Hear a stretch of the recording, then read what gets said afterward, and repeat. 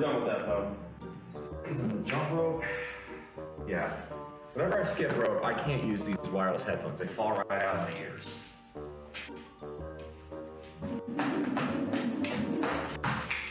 So of course, it would be helpful if I could get the rope itself not to fall out of my hands.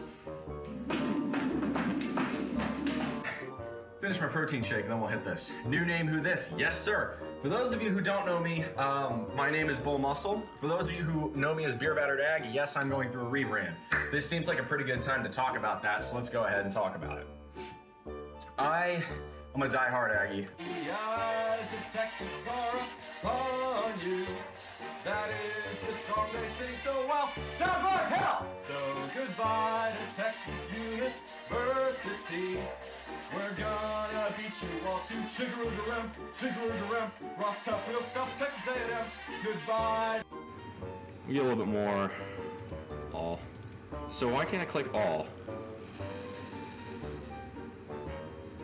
Oh, yeah, there it goes. Nice.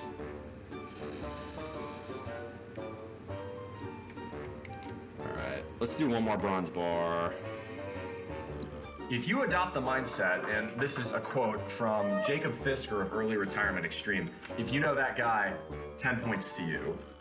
But it's a quote that I find unbelievably poignant in today's era. Spending money represents a failure to solve one's problems by smarter means. I'm gonna repeat that. Spending money represents a failure to solve one's problems by smarter means. That's painful. But yes, my friends, pure protein, as theirs makes no difference, from raw egg whites. It's disgusting, the taste is vile, and it smells, but 100. Yeah, my poor roommate has to deal with the farts that come from this, and as you might imagine, they're not pleasant. But let me go ahead and knock this bad boy down.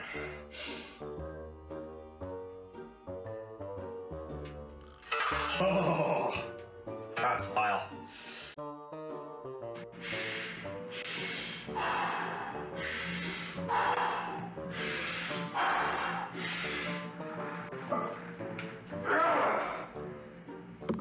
Good morning, everyone.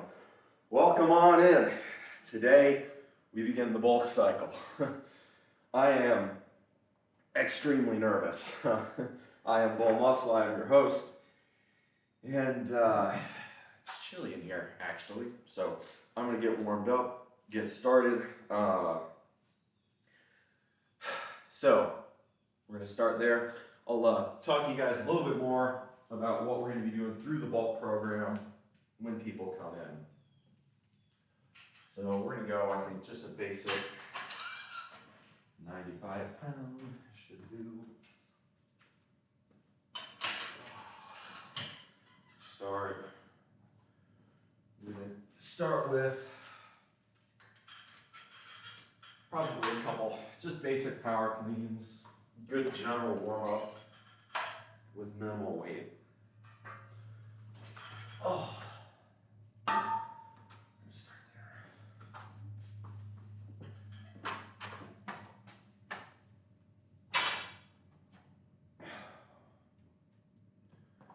Happy Thanksgiving to you, Mr. Mikey.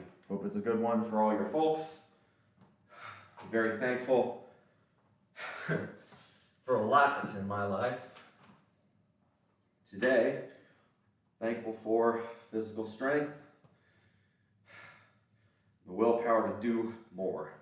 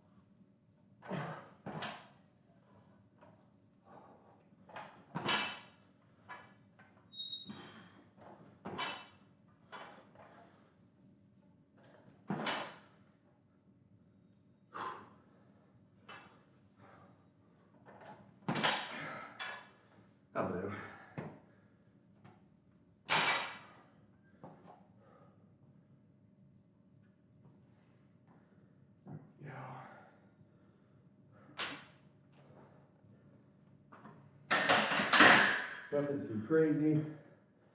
Just enough to get my blood pumping.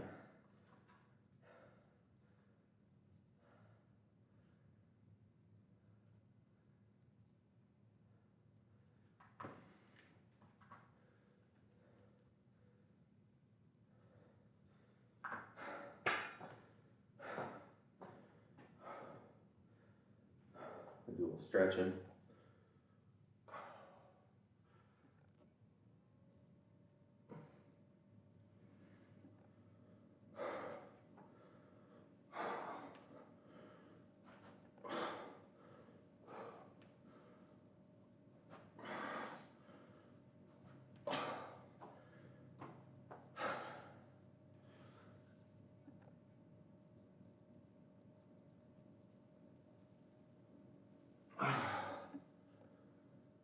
Good morning, understanding one. Happy Thanksgiving to you as well. So,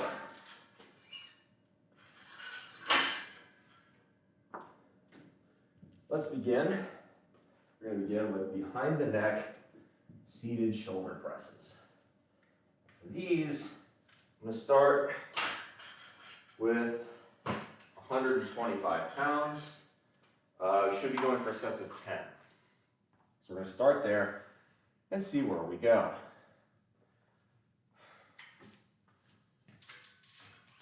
So, what is the Super Squats workout program? Basically, the entire program rotates around the idea that the single best thing you can do to get big is do heavy breathing squats and drink lots of milk. I have observed back in February when I last did this program, that observation was correct.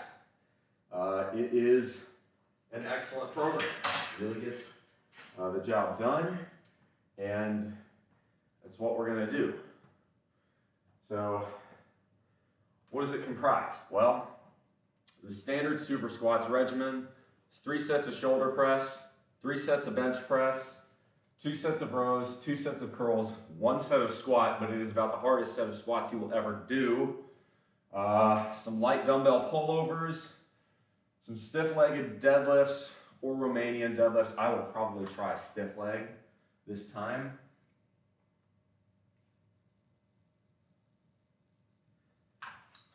Some Raider pulls, some calves, and some power cleans, which is what I just did as a warm-up.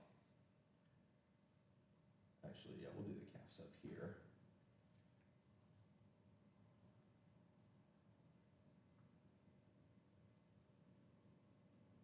There we go. Was it 3 by 20? Let me make sure before I do all that.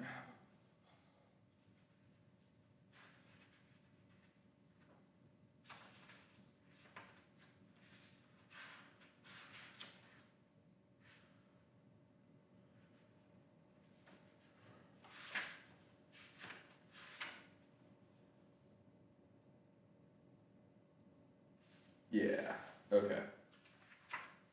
That's what I thought. Okay, yeah, it's 3 by 20. Cool. Okay. I need to steal that sangria idea for Thanksgiving. Yeah, it just happened to work out. I had a bottle of Spanish Red that really kind of lends itself well to that sort of thing. So, sort of what happened. All right. So first things first, we're going to hit. See, what I want to do is a seated shoulder pull. This isn't, I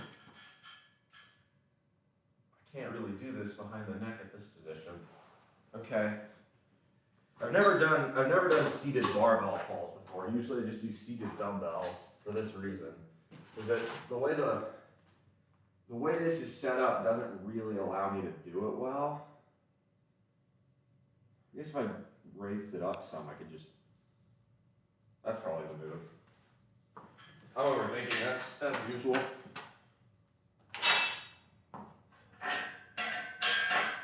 Just start the weight higher, duh.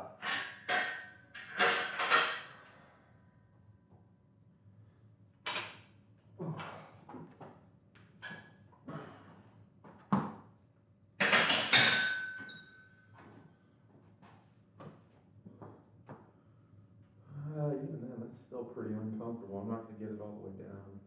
Okay, no.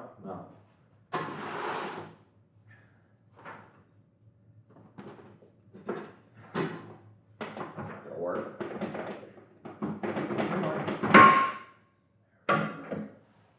what I'm going to have to do this is just sit on a flat bench.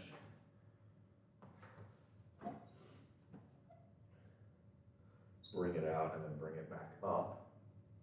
I think that's the move. We're learning.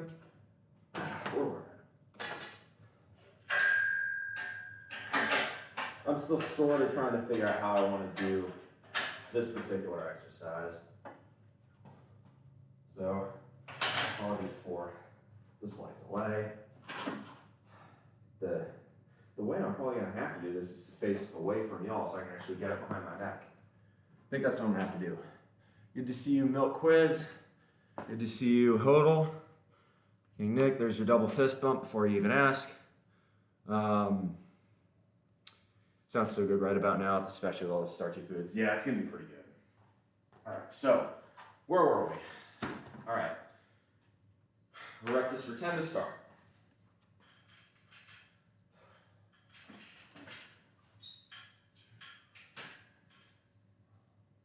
This is almost too low. Oh well.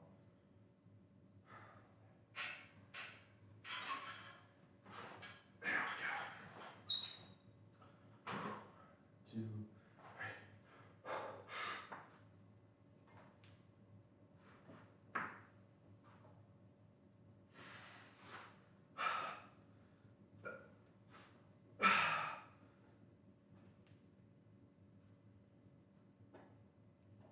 I think that was 10. Not bad. Just do a forward lean to get it out. That might be the way to do it. Yeah, we're playing around with it. We're learning.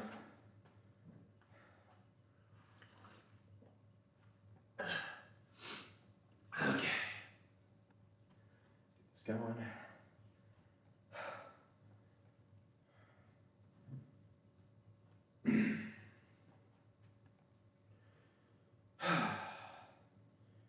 Get a little bit of music pumping. Really get into the zone here. Morning, Omega. Hey, it's good to see you. Haven't seen you here in a minute. Happy Thanksgiving. Welcome on in.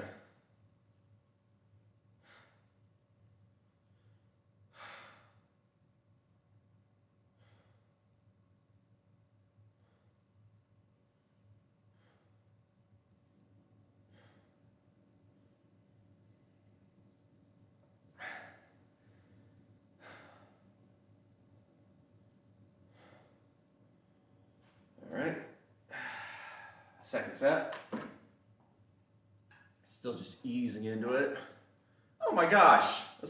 Thank you very much for the resub, Omega. I appreciate that immensely. Thank you. Hey, cool. 1 more month till 1 year. I do appreciate that very much. All right. Here we go.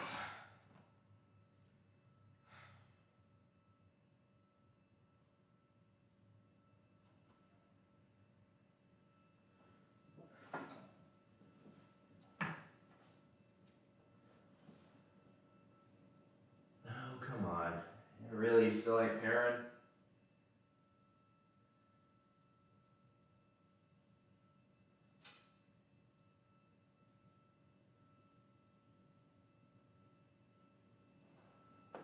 Oh, ow.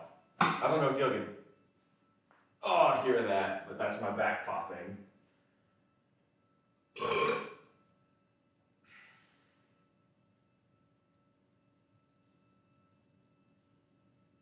No? Okay. Deciding not to do it this morning, so fuck with it later. I'll need the music, but I don't need it right now. So I'm gonna take this off and put it here so I don't get it.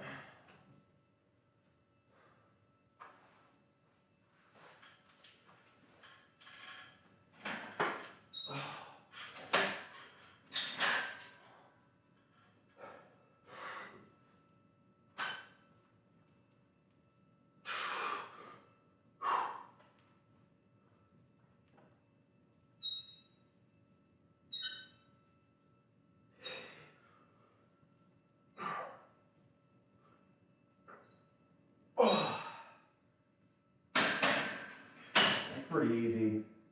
I should probably have chosen more weight, but first time back on a bulk workout. I'd rather not injure something on day one. Heard that pop from the other side of my room. Yeah, it's pretty gnar. I'm excited. This is gonna be fun. So, you don't know what the book Super Squats is. This is it. It's like $8. I strongly recommend picking a copy up if you want to get big. You rocking that croc skin on your back? Am I?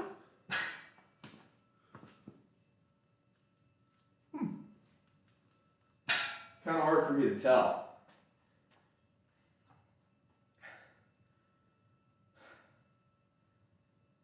There we go.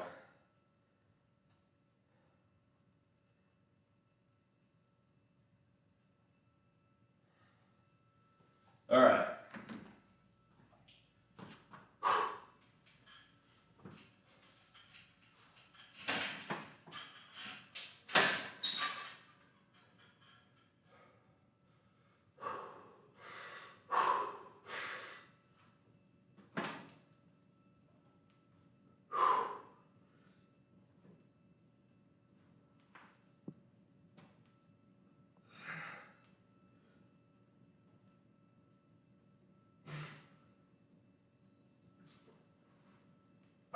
Set. All right.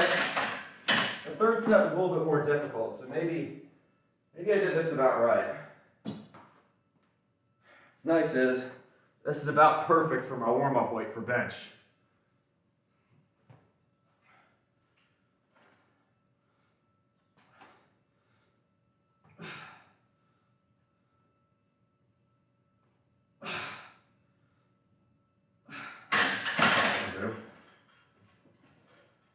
All right.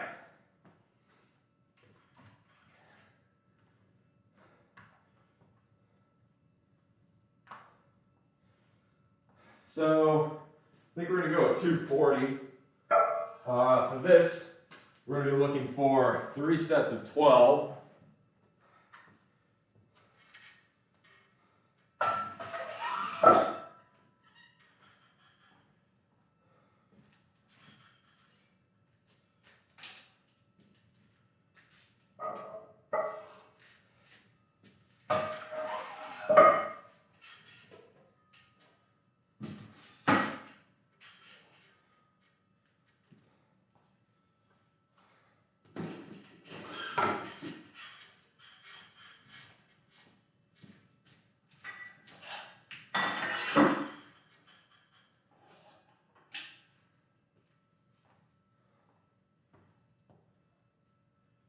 All right.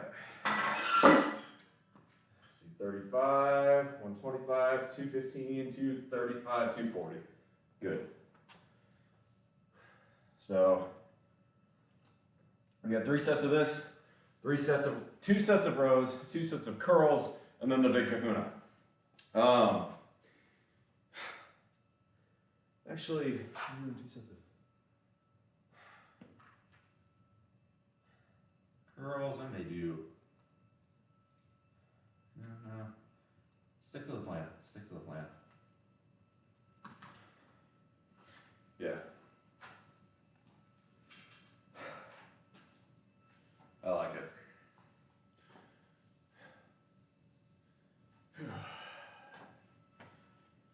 Let's do this. Come on. Yeah, 12.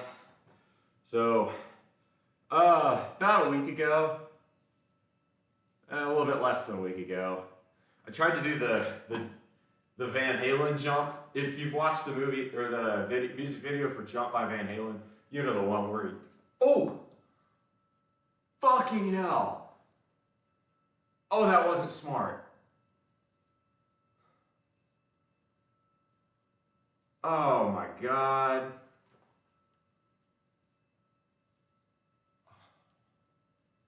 Shit. That does not feel good.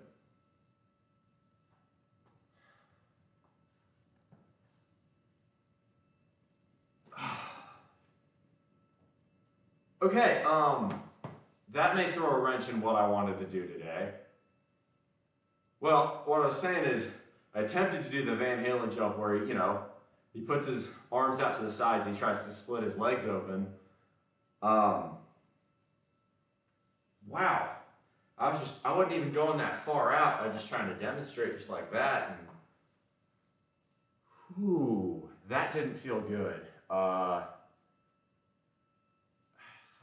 Well, so I did that. I was a bit drunk when I did that a week ago, and I did pull my hamstring, which is why I haven't really done a leg day since then.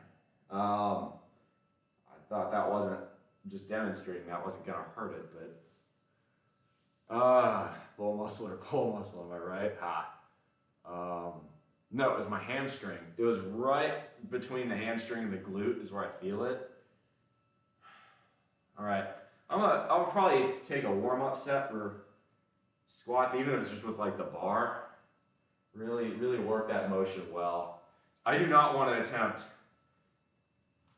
I really don't want to hurt. I don't want to cause a worse injury. It is where I'm going with that. Fuck, that did not feel right though.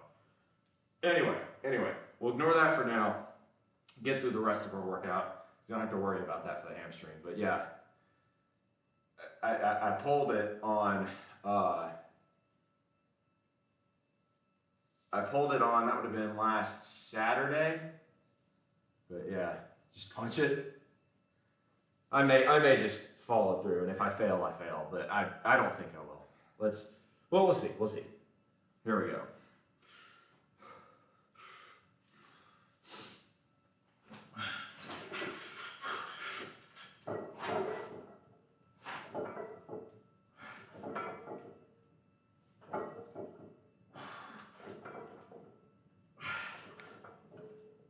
Damn, chest is sore.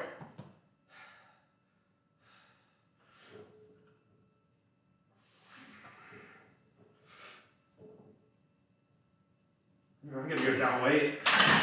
That's really sore. Which makes sense. I only did chest a couple days ago. That's not happening. Alright, you know what? No, we'll stay at the same weight, but I'm just not doing sets of 12. I'll do sets of, that was 8. That's not good. Duct tape fixes everything. I have duct tape. We're ready to take a hot minute and stretch out real good though.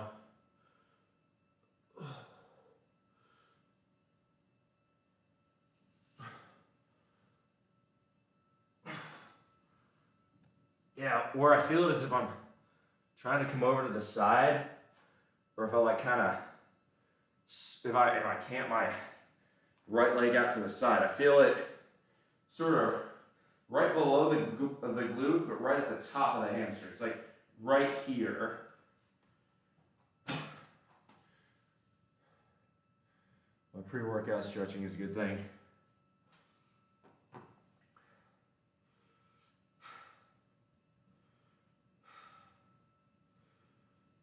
That's all right. That's all right. It doesn't surprise me that my bench is weak today. For those of you who were here a couple days ago, y'all saw me fail on 335. So, unfortunately, I've got some work to do on bench, getting it back up to where it was. As we look back, at the end of February, the last time I was on a bulk, when I hit that, I was repping sets of 12 at, let's see.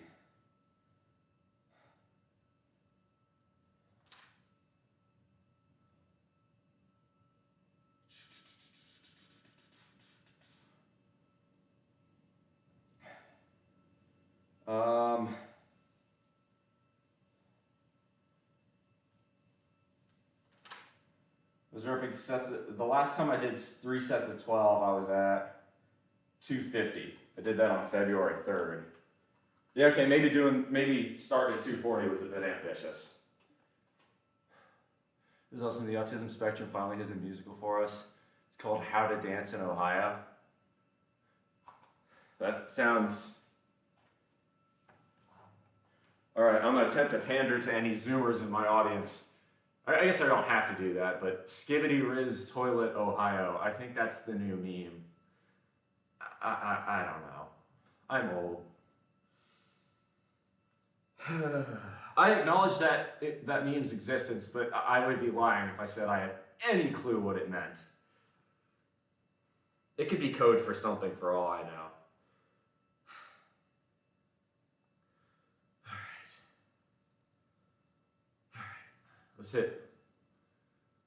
Let's hit Bell X's by Kansas next.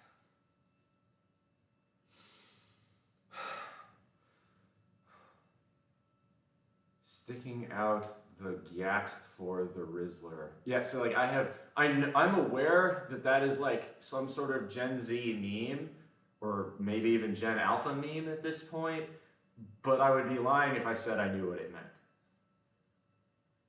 So I'm not going to lie to you guys and tell y'all that I'm with the current meme culture. I think really I kind of jumped the shark on memes with like the 2017 to 18 reiteration of steamed hams. I thought Harambe was pretty funny. Dat Boy. Like the last generation of memes that I like understood and really enjoyed was like 2016 to 2018. I like Ohio State, but Michigan's also hella scummy. That game for the year is the Simpsons monkey fight. Yeah, I have issues with both of those. With both of those schools. And I lived in Ohio, and I actually hated living there. But that was because I was a little shit back then. So I don't really blame Ohio for that. Also, in their defense, I lived in Dayton, which Dayton in 2009 was not a fun place. So, you know, be that as it may. So I don't blame Ohio too much for that. I've never been to Michigan. Certainly not planning to go in the next couple of months because fuck that, winter is scary. I guess if you pushed me up against the wall and told me to pick a team to root for, I'd probably root for the Buckeyes, but not by a ton. Michigan's the better academic school. I respect Michigan's engineering school in particular. But Ohio State was formerly an ag school, so ag school's gotta, land-grant school's gotta knuckle up, so I don't know. All right, let's do this. Yeah, my chest is pretty sore from yesterday. Or not yesterday. When did I do? No, I did bench on Monday. Yeah, that shouldn't surprise me that I'm sore today then. I've been to Detroit in the winter. It's definitely an experience. It's cold, it's snowy, and it's dark. Why would anybody want to go there? No. I'm a southerner, man. Anything above the Mason-Dixon scares me in winter. Hey, Kevin, thanks for the follow. Let's do this. Oh.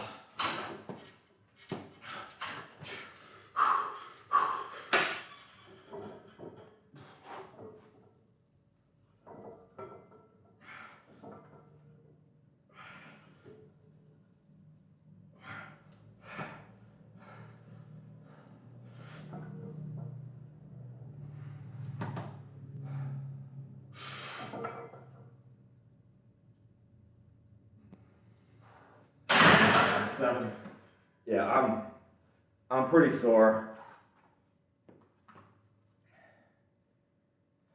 I may try 235 next time, go for closer to 12. The fact that I'm feeling chest soreness is a welcome change. A lot of the time on bench days, because my triceps are the weak point, I don't get that chest soreness and it sucks. But y'all saw how pissed off I was on Monday. But yeah, I guess between the cut cycle and the Puerto Rico trip, there has been some muscle loss. That's the only logical thing to conclude from this. It is what it is.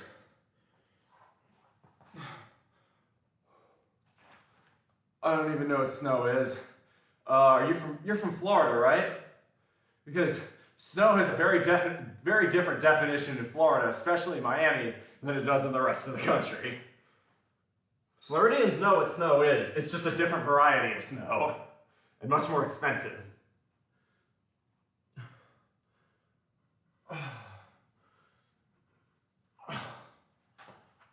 Oh, you're from Atlanta?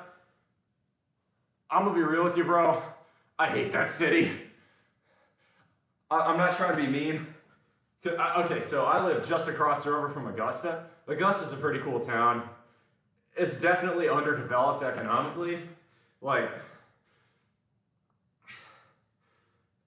you know, it should be better off. Like, the core of Augusta is a lot worse off than it really should be. But I would much rather live in Augusta than Atlanta. Atlanta's gotten too big too fast. Do I like it? Do I hate Atlanta or Austin more? Oh God, not even close. I will live in Atlanta 1,000 times out of 1,000 before I ever want to live in Austin. Austin's become Los Angeles, but shittier. Those are miles apart in terms of cities. I don't like Atlanta because, you know, so with Atlanta, the reason I don't like Atlanta is because Atlanta, you know, got gifted a subsidized transit system in MARTA, and then really after about 1985, they kind of just stopped building more of it. And then they just kept making more and more freeways, which was a really bad idea. So now Atlanta's got horrendous traffic and incredible amounts of sprawl. But Austin completely rejected the free money that the Carter administration was handing out at the time. And Austin and Seattle were the two cities that got offered money for public transit and turned it down, which was an unbelievably stupid decision. I don't mind the rich parts of Atlanta. We have 2 MARTA lines. It goes north, south, and east, west. Ha! It's true, you do. The problem is you haven't added any more. And the reason for that is partially, I think it's a county thing, because Fulton County is like really, really weirdly shaped. It's like downtown Atlanta and then this random chunk southwest of the city. A rep from my grandmother's alma mater, University of Vermont State Agricultural College. Well, I didn't realize UVM was an ag school. It's also a land-grant college. That's highly based, although I would have figured it wasn't a land-grant college because the Morrill Land Act was created in 1862, and Vermont was a state long before then. I'm surprised by that. When was UVM founded? That actually is a bit surprising to me. Catamounts have entered the chat. I like Vermont. Vermont is a state. There are only 7 or 8 states left that I have not been to, and Vermont's pretty close to the top of that list. I think the states I want to go to the most that I haven't been to yet are Vermont, Maine, and Michigan, probably. No offense, North Dakota, but you don't have that much going on for you, and I'm not an oil and gas worker, so I feel like anything apart from oil and gas that North Dakota has to offer, so too does Minnesota. And at least in Minneapolis, you know, you can go bike everywhere to see it. 1791. Okay, so now this is interesting. So UVM was a college before Vermont was a state, right? Because I know Vermont was I want to say the 15th state behind Kentucky. I know it wasn't part of the original 13 because y'all were the Green Mountain Republic for a bit. For whatever reason, the Congress didn't want to make you a state for a while. And then I think Kentucky beat y'all in. It was like 1790. Vermont was 14th? Okay, my bad. I thought Kentucky was 14th. I know it was really close between those two. That's interesting. But yeah, so I'm surprised that, so Omega, for a little context here, in 1862, the federal government passed the Morrill Land Grant Act to help stimulate land-grant universities, which is why a lot of the other ag schools in the country pop up, you know, in the latter half of the 1800s. For instance, Texas A&M, the first public university in the state of Texas, we were 1876, and we were one of the first. Michigan State's another one that came along somewhere, I believe, in the 1860s. after 14 years of being an independent nation. Highly based, by the way. Just suck on that, California. I love that whole California Republic bit. It's like, bitch, please, Texas and Vermont are the only two states that have actually been functioning countries. California, you were an independent republic for like 3 weeks. That was just, it was a charade. Come on, nobody believes that. No, that's the other one. People are like, oh yeah, Texas is the only state that's been its independent country. Vermont too. And don't fuck with the Green Mountain Boys. Dude, there's some pretty badass tales from the Revolutionary War, but some of the shit that that the Vermonters did was fucking nuts. Y'all were like the equivalent to our Green Berets back then. Just somewhat fitting as well. Anyway. Yeah, I think like Kansas State, Colorado State, I think New Mexico State, LSU, a lot of those universities were founded somewhere around the latter half of the 18th or the 19th century because of the Morrill Land Grant Act. So Vermont being ahead of the game here. Vermont gave us Ben & Jerry's. That's a mid-ass ice cream. I'm sorry. Take your Ben & Jerry's and get out of here. Bluebell's better. Fight me. Bluebell has frequent listeria outbreaks, and I'm still more proud of it and would not eat any other ice cream. Texas forever. Okay, I take that back. There is one ice cream I will grant is better than Bluebell, and that's Grater's from Ohio. Stop making chili, Ohio. Nobody wants that. Just stick to ice cream and you're golden.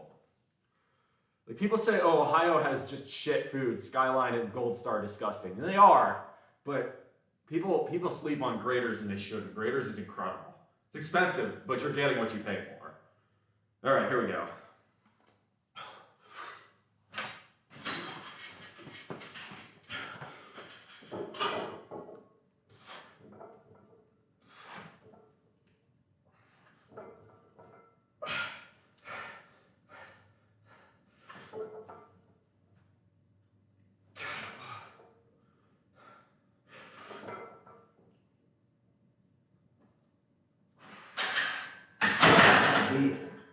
I should be getting more than 6 there. I'm sore.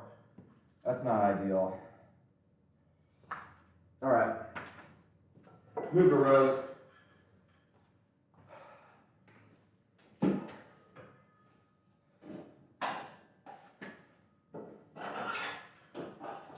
Yeah, I'm going to go down weight for the next set of that. Supposed to be doing sets of 12. Clearly it was much more ambitious than I should have been. That's okay. We're still getting back into it.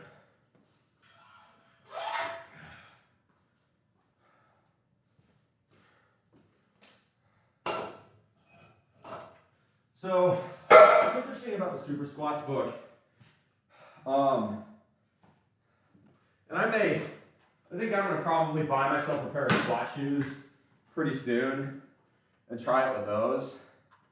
Let's see, so if I'm doing what was I saying I was going to do? Let's do 155. I don't think I'm quite ready to try 165.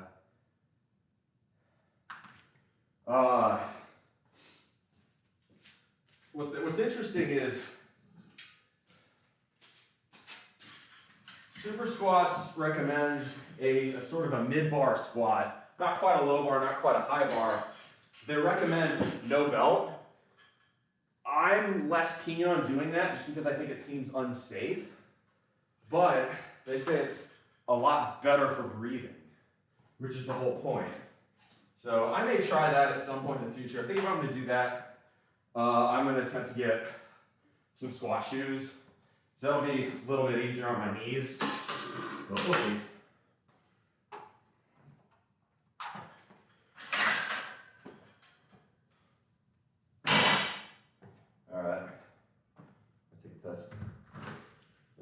Yeah, be right back. There's a dude out there. I can't do that today. Nope. All right, we'll do a set of this and I'm gonna run inside the pee.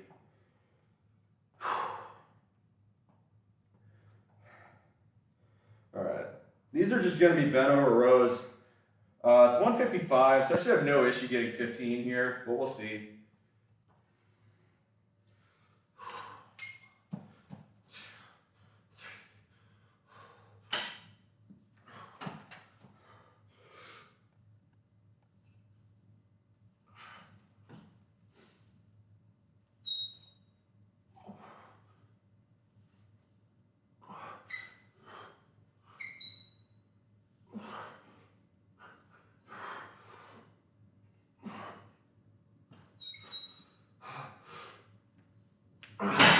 That's 13.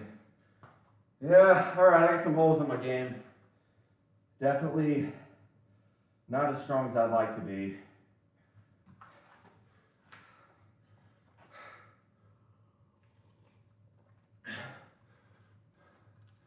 Oh, we got a first time chatter.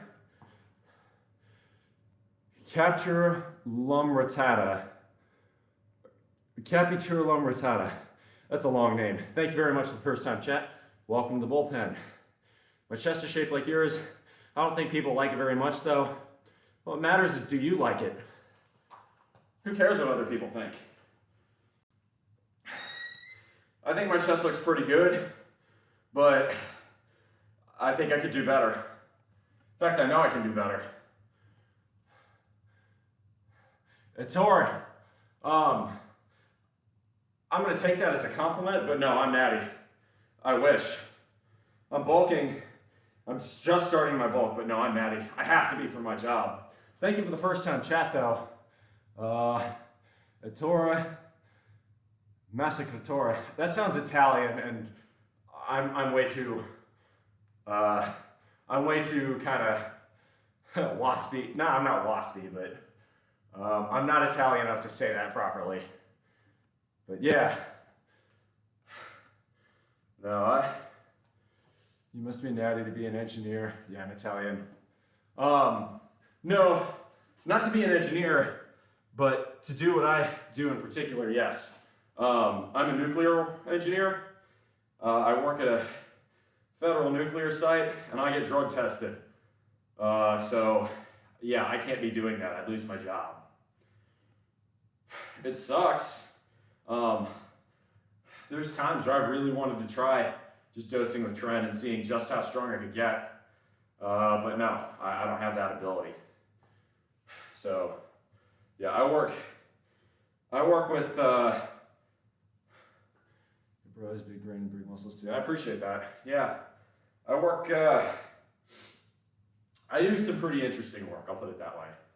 I can't say explicitly what I do for security reasons, but I can tell you I work at a federal nuclear site and I live in the state of South Carolina. You can figure out the rest.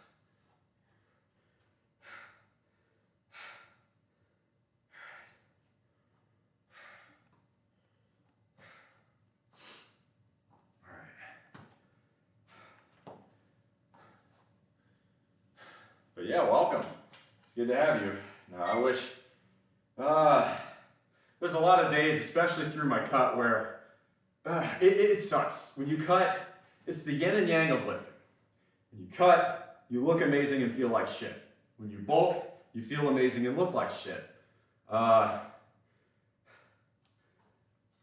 with cutting, just not giving your body a caloric surplus enough to do more than maintain what muscle you have. Especially once you get to, once you get beyond the point of noob gains. And I'm not saying I'm an expert by any means. I'm certainly not an elite lifter, but I'm also not a noob at this point. So, for cutting, it's more or less keep what you have and try to, shred all the body fat off.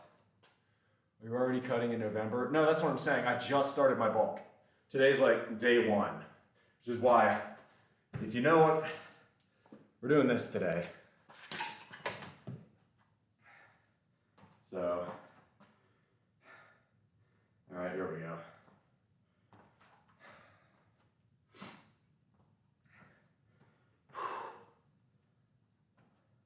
Oh, all right, thanks for the follow.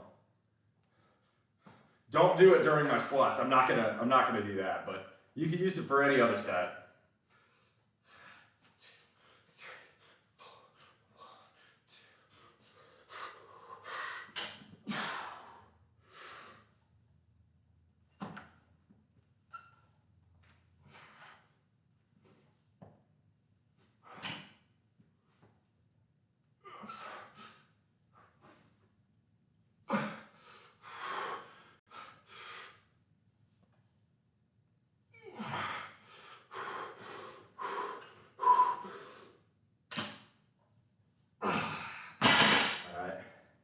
Damn, I wanted 15, that's not happening.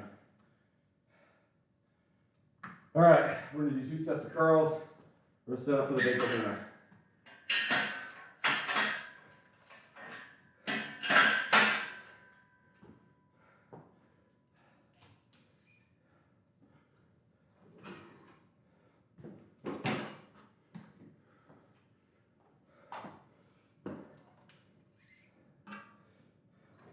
Because my hamstring did not appreciate that little movement earlier, I will try a warm-up set.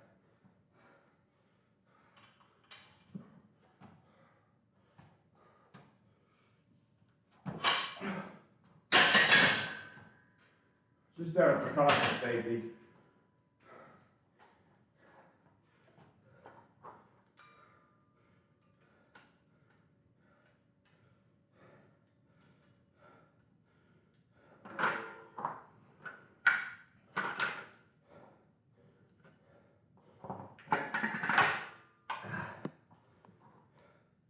All right, we're gonna do 45-pound dumbbell curls.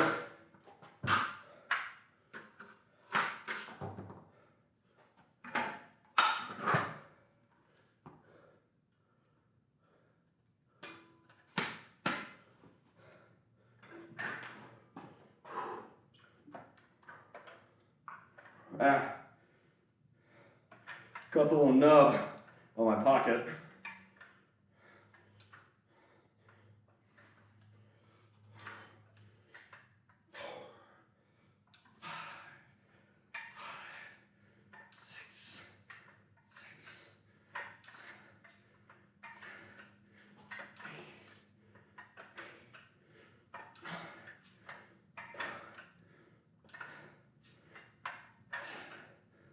That's not bad.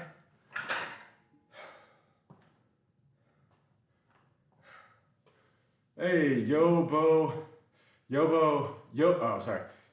Jaden too. Thank you very much for the follow. Very good rows. I like doing them that way too, no swing. Yeah, so a while back, I was doing rows like this, and I decided to say, fuck it, swallow my pride, go down weight, really work on my form to where I'm more like this now. And I'm really trying to isolate, not move my hips very much. I feel once I start moving my torso and my hips, that's where I cut it off. With rows, the whole point is to squeeze your lats. And if you're working other exercises, you're turning a good lat workout into a poor hip hinge workout, which is not the point. Do you like training weighted pull-ups? I do, but I don't have the ability to do that right here. Mostly because this square bar, this rack, isn't ideal for it in the first place. The only other thing I have is a door frame pull-up bar, and I'm already, I already kind of put a pretty big stress on that door, so I'm not really convinced adding weight to that's a safe idea.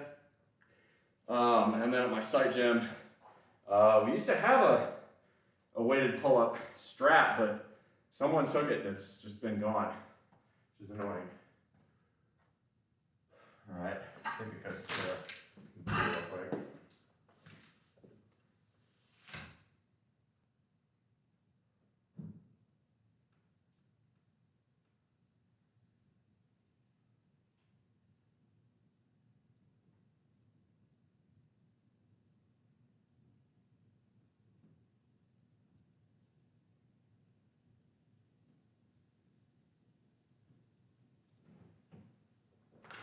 Much better.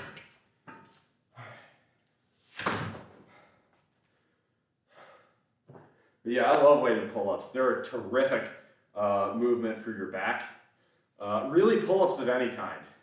And if you don't have the ability to do weighted pull-ups, which is the unfortunate situation I find myself in, you can do, your regular grip pull-ups, you do wide grip pull-ups, something like that. I promise you, if you try on wide grip pull-ups, you're gonna feel that.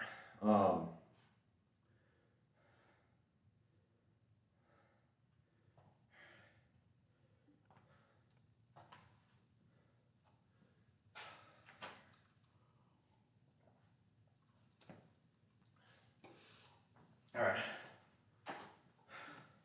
So I'm going to do just a set of squats, kind of warm up, to make sure everything's kind of checking out downstairs here. Because if it's not, I'm going to lay off. Or I'm still going to do it, but I'm going to try it higher bar, sans belt, and lighter weight. I really want to do the 305 low bar though.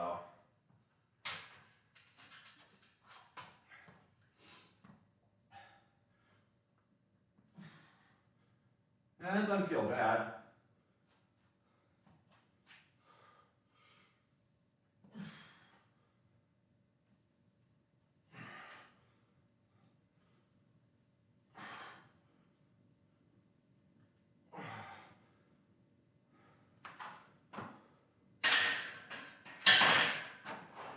So I did go on a run yesterday, a little soreness in the quadriceps. It feels pretty good otherwise. I think I'm going to attempt 305 heavy, low bar. What I may do, depending on how this goes, is reanalyze. I may not necessarily do the traditional thing and go up to 310. I may listen to the book's advice, shed the belt, go down weight, still do the 20 rep but a higher rep or a higher set, and order myself a pair of squat shoes.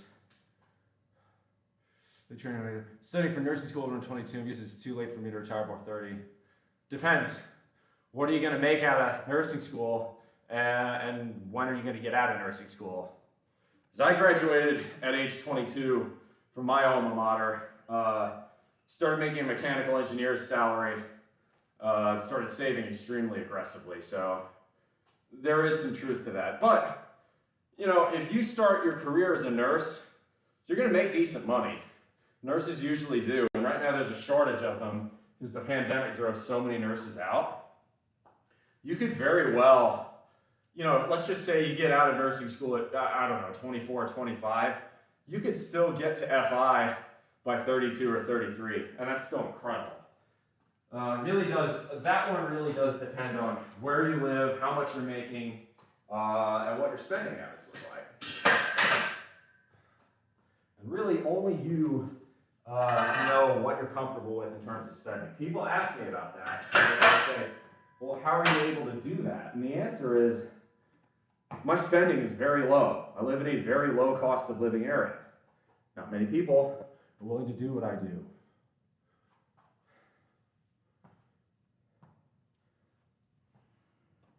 All right.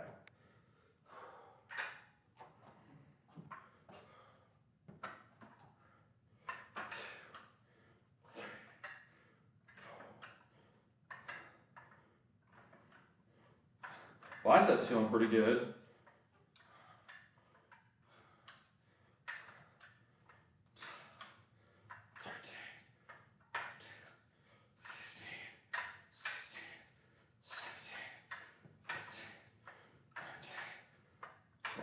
All right, that felt pretty good. So I may need to go up on biceps next time.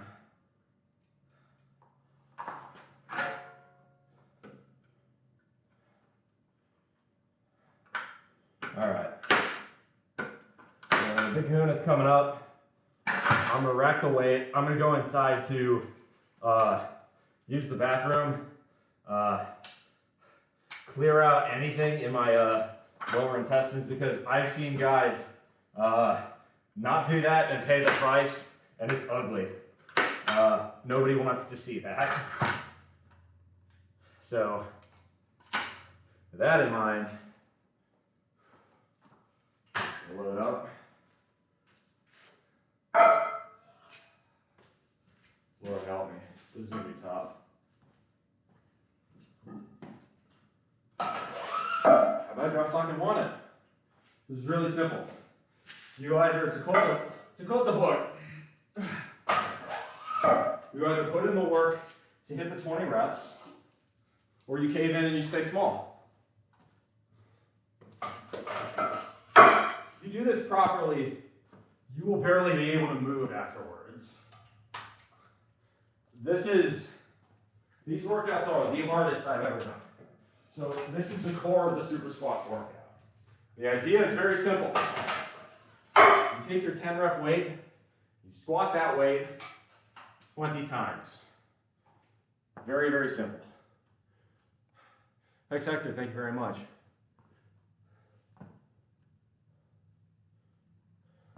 So you actually are here in it. You are in Italy. Thanks, Hex Hector. Good to see you, as always.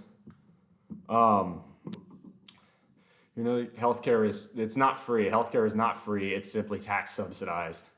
But yes, nurses do not make as much in other parts of the world.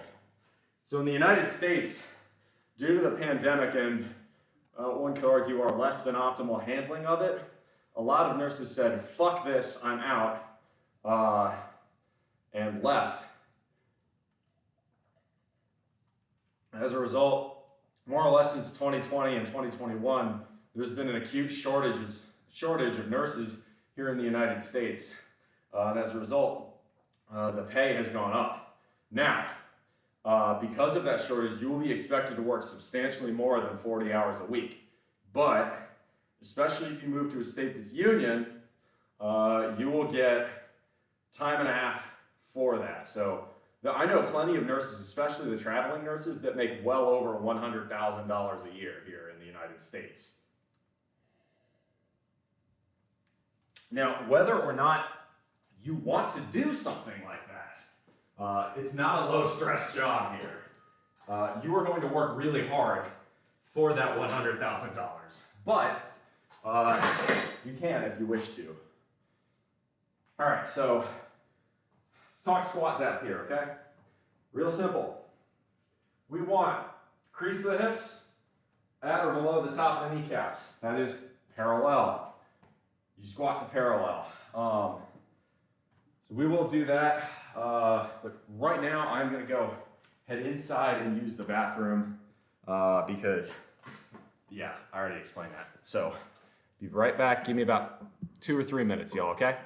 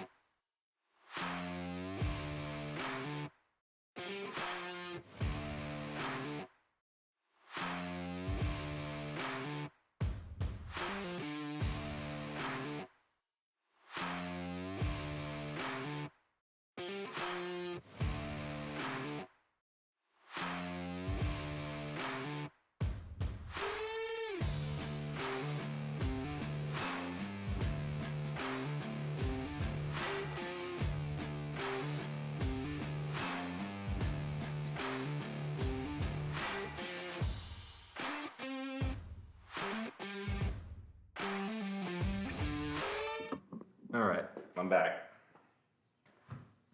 How much of a good life, how much of money do you need for a good ordinary life in the States? So, okay.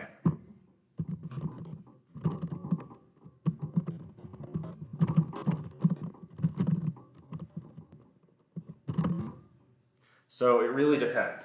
In the rural parts of the country, especially the deep south and the Midwest, it is possible to live on very little, sometimes less than $20,000 a year.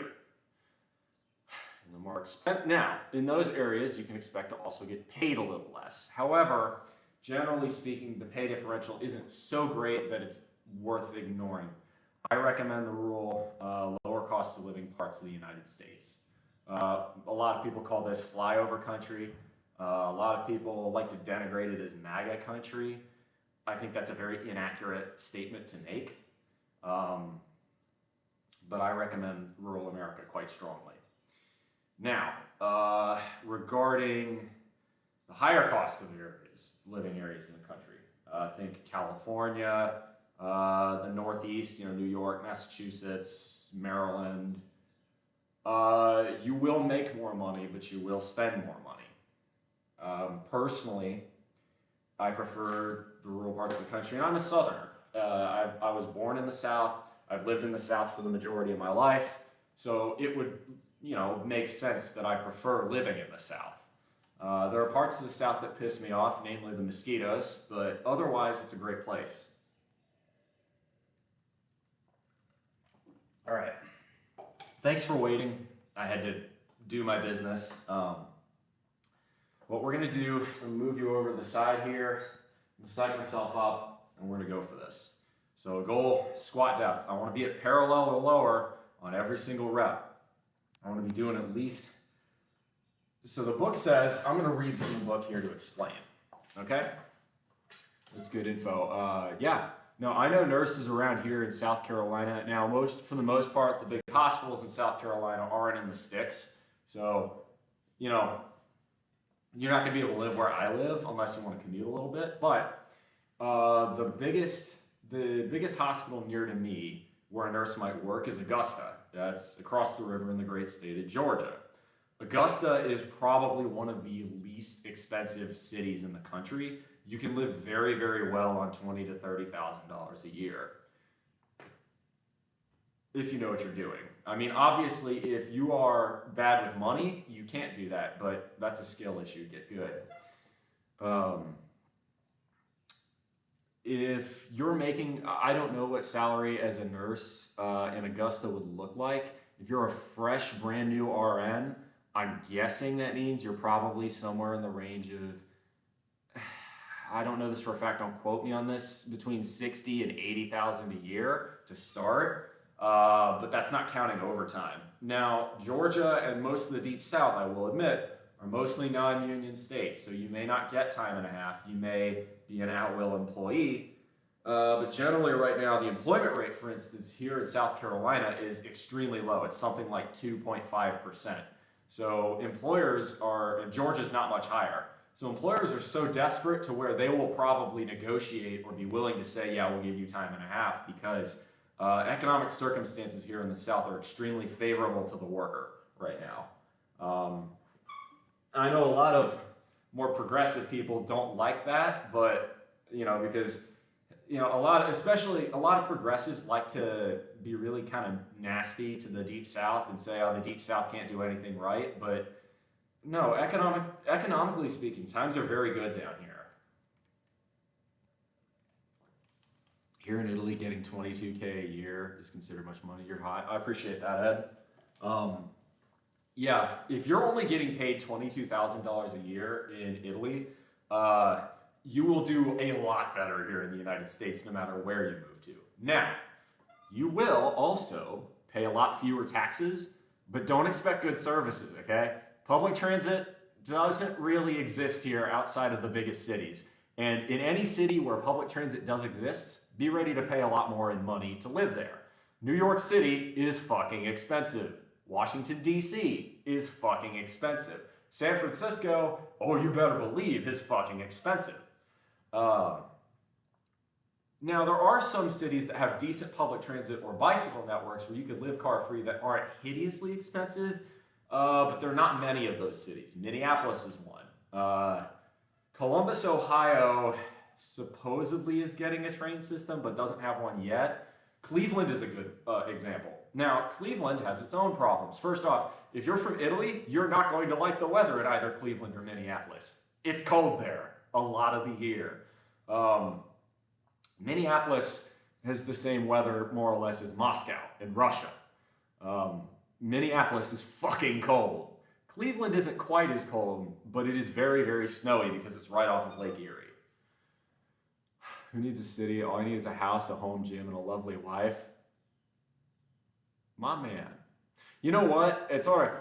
If you're trying to be a nurse and you're Italian, I know where you would fit in really well. It's a little bit more on the expensive side, but New Jersey would probably be where you should go.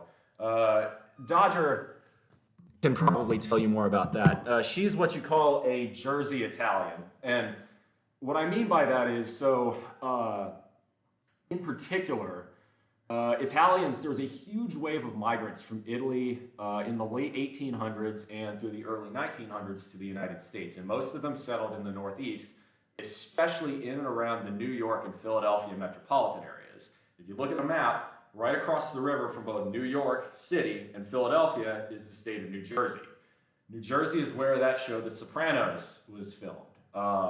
And there is a very strong Italian-American heritage there. So there are still some parts of New Jersey where people speak Italian on a regular basis. In the same way where there are some parts of Louisiana where they speak Creole French, or parts of South Texas, Arizona, and California where they speak usually Spanish or what's called Spanglish. That's a mix of English with a lot of Spanish words thrown in, or Spanish with a lot of English words thrown in. Oh, South Florida too, they do that. But the Spanglish in those parts, Texas, Arizona, California, is a Mexican Spanglish. In Florida, it's a Cuban Spanglish, and it is different. Cuba versus Mexico is different. Graduating and finding an American woman now, otherwise no green card. So the green card process is a bitch. Not going to tell you it isn't.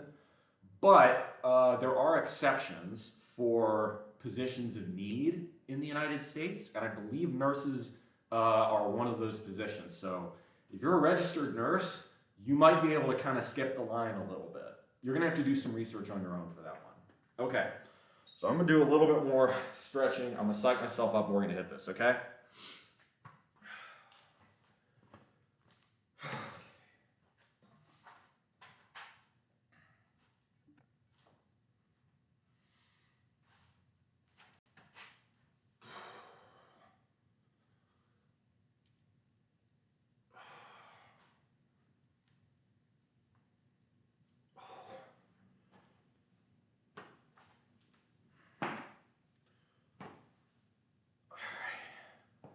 Thanks for all the precious info. Of course.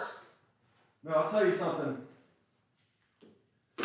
I think more than most Americans, am pretty pro-immigrant. Immigrants built this country, and we have space for them. The only exception I say is you have to believe in the American system if you want to come here. If you have a belief system that is fundamentally incompatible with the United States, in other words, you believe that separation of church and state should not be a thing.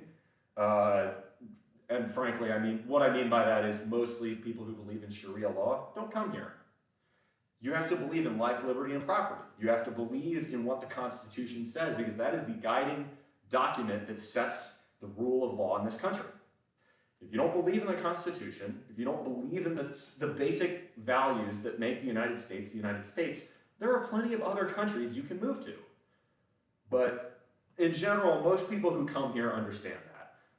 Even from more religious parts of the world. And I don't mean to single Muslims out, because there are plenty of Muslims who come here and believe in that. They they understand the separation of church and state.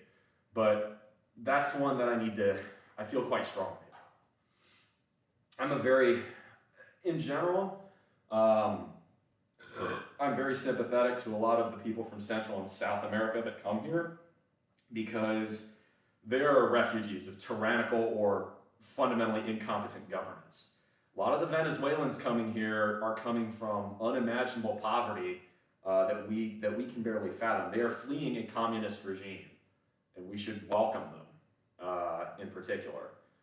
Venezuela is fucked up right now. Cuba is fucked up right now.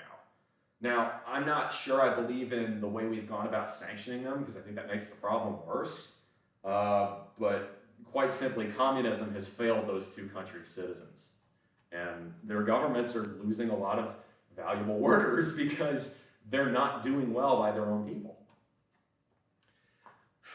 But I'll also admit the United States has not helped always. It's not always been, the U.S. has not always helped in the sense of,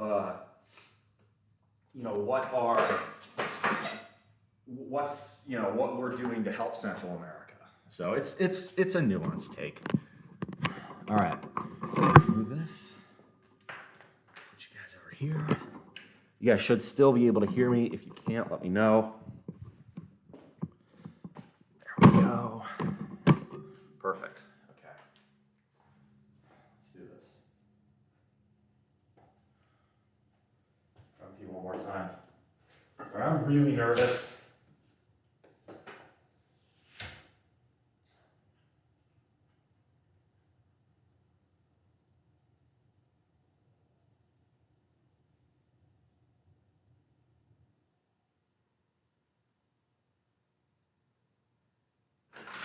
All right. Enough stalling, enough rambling. Time to suck yourself up. Fucking do this.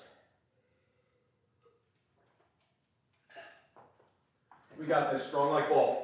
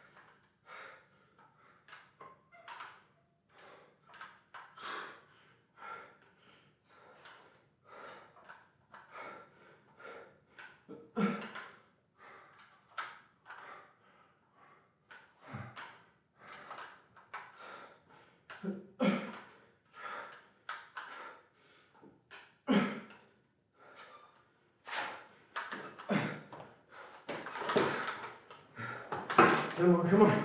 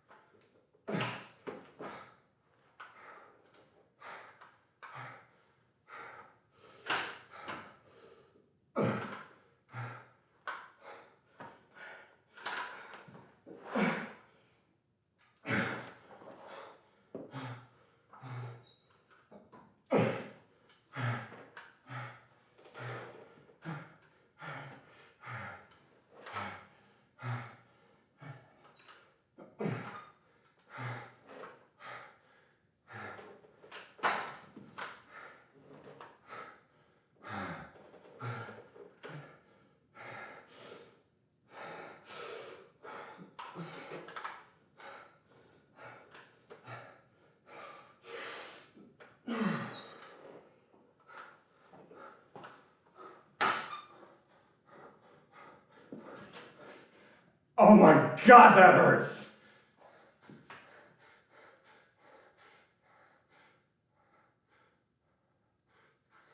That never dies. A symptom of the universe. In your eye. Oh my God. Oh my God. I'm okay, but I'm in excruciating pain.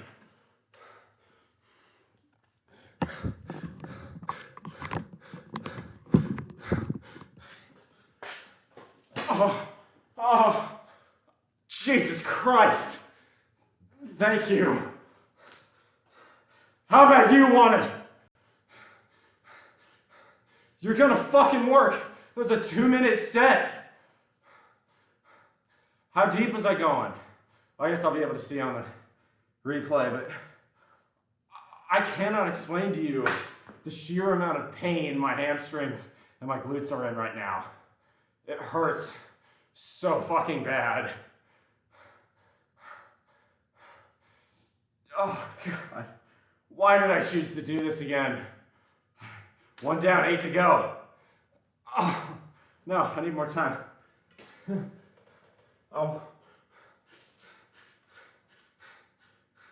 This is a workout that will make you want your mommy when you're done.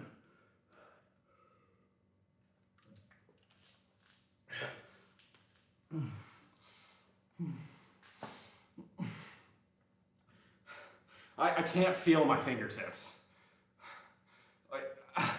I really can't. Oh my God. Explain how painful that is. That was just about 2 minutes. Ah! Oh my God, just picking that up hurts.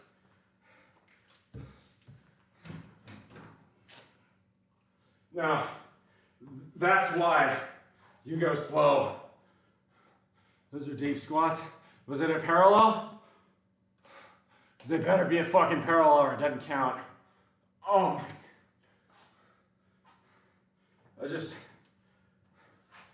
I really struggle to explain just how painful that is. By the way, that's what we're listening to right now. A Symptom of the Universe by Black Sabbath. All right, time for calves. Oh! Okay, I can't. Oh, my legs are cramping. Fuck. Ah!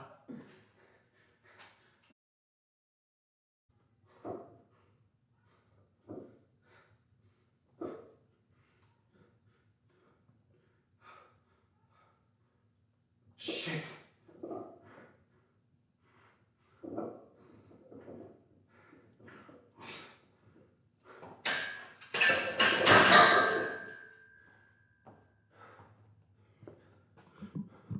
What happened? Are we good?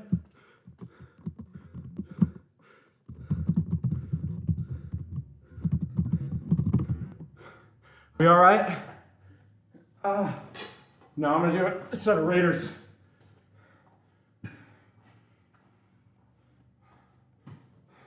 Spin that chest.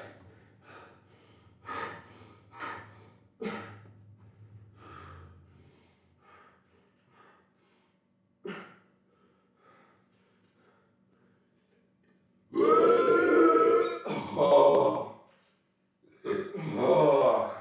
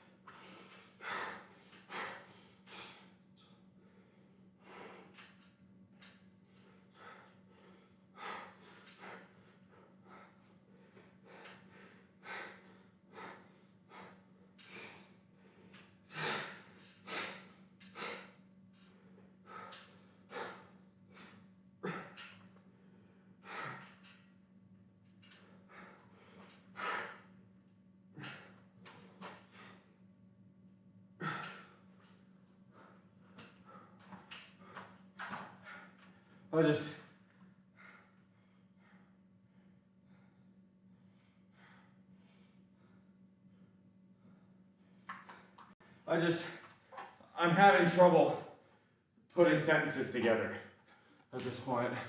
Cool. Thank you. Oh my God. That pain is unreal. You really don't understand just how hard that is. Oh.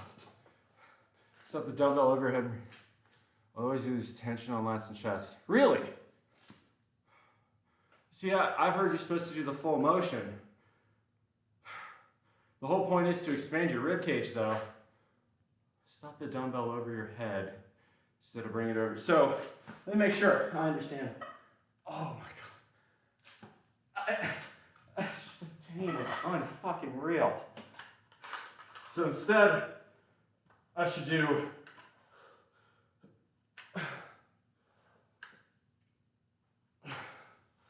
that. It feels like half reps. But again, all this is doing, this isn't really stretching my chest out, so maybe you have a point. All right.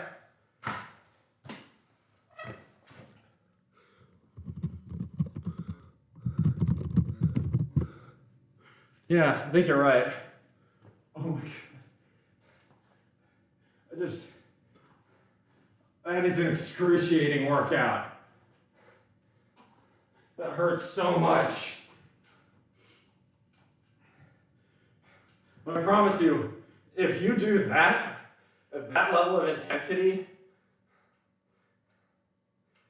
I don't even remember what I was going to say next. If you do that at that intensity, you're going to get big. That's not what I wanted to say, but it's what I'm saying.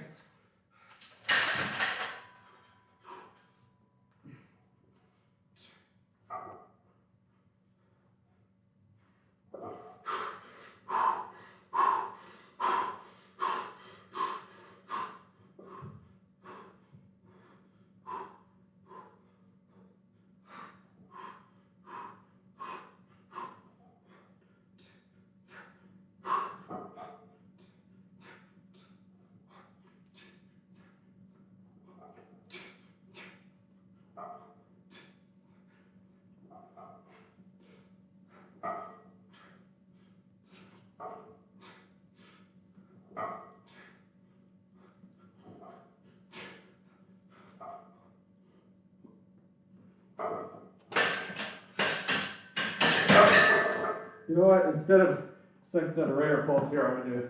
I'm gonna try those pullovers the way you said to do them. Bringing the dumbbell lower than your head, so just putting stress on the shoulders takes away from the rib cage. All right, I'm gonna do a set here the way you said. Let's see if it makes a difference.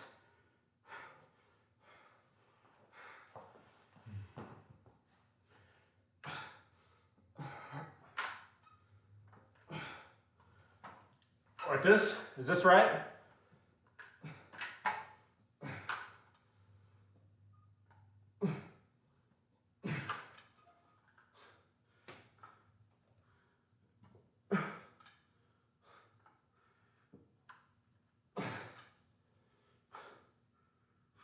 Is this it?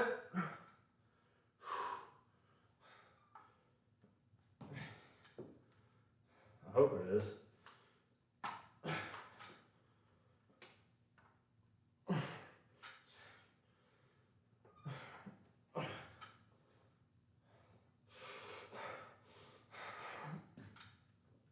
Oh my God.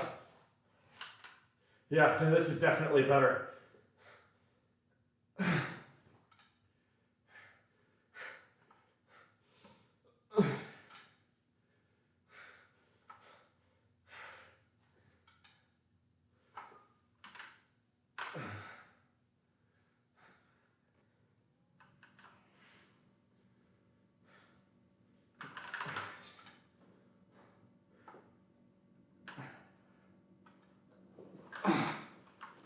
Yeah, that's better. I'm going to do it like that from now on. Well, I'll tell you what. Ettore, grazie. That's good advice. I don't know what, is it muito grazie? I know a little bit of Spanish, so muchas gracias is Spanish for many thanks. Oh my God.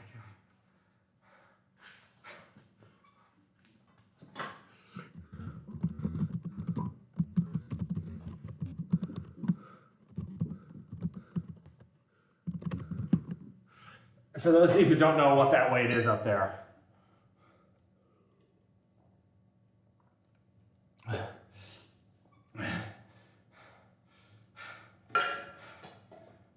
My mom's actually learning Italian. I'm a Roman Catholic, and I come from a very devout Roman Catholic family, so she wants to go to the Vatican at least at one point in her life.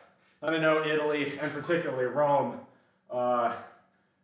is overrun by tourists, but I too want to go to the Vatican at least once. Apart from that, if I were to go to Italy, I would want to go to Lombardy and Milan, specifically because I am, as an engineer, quite a bit of a car guy, and in particular, I've always had a soft spot for Alfa Romeos and Lancias. Obviously, Lancia is a shell of its former self, but I would love to see an 037 or a Delta Integrale in the flesh. The Alfa 33 Stradale is perhaps the most beautiful car ever produced. I personally, this is my hot take, I think the 33 Stradale is prettier than the 250 GTO by Ferrari. I know a lot of people say this is sacrilege, but the 33 Stradale is just, there is no more beautiful car in the world.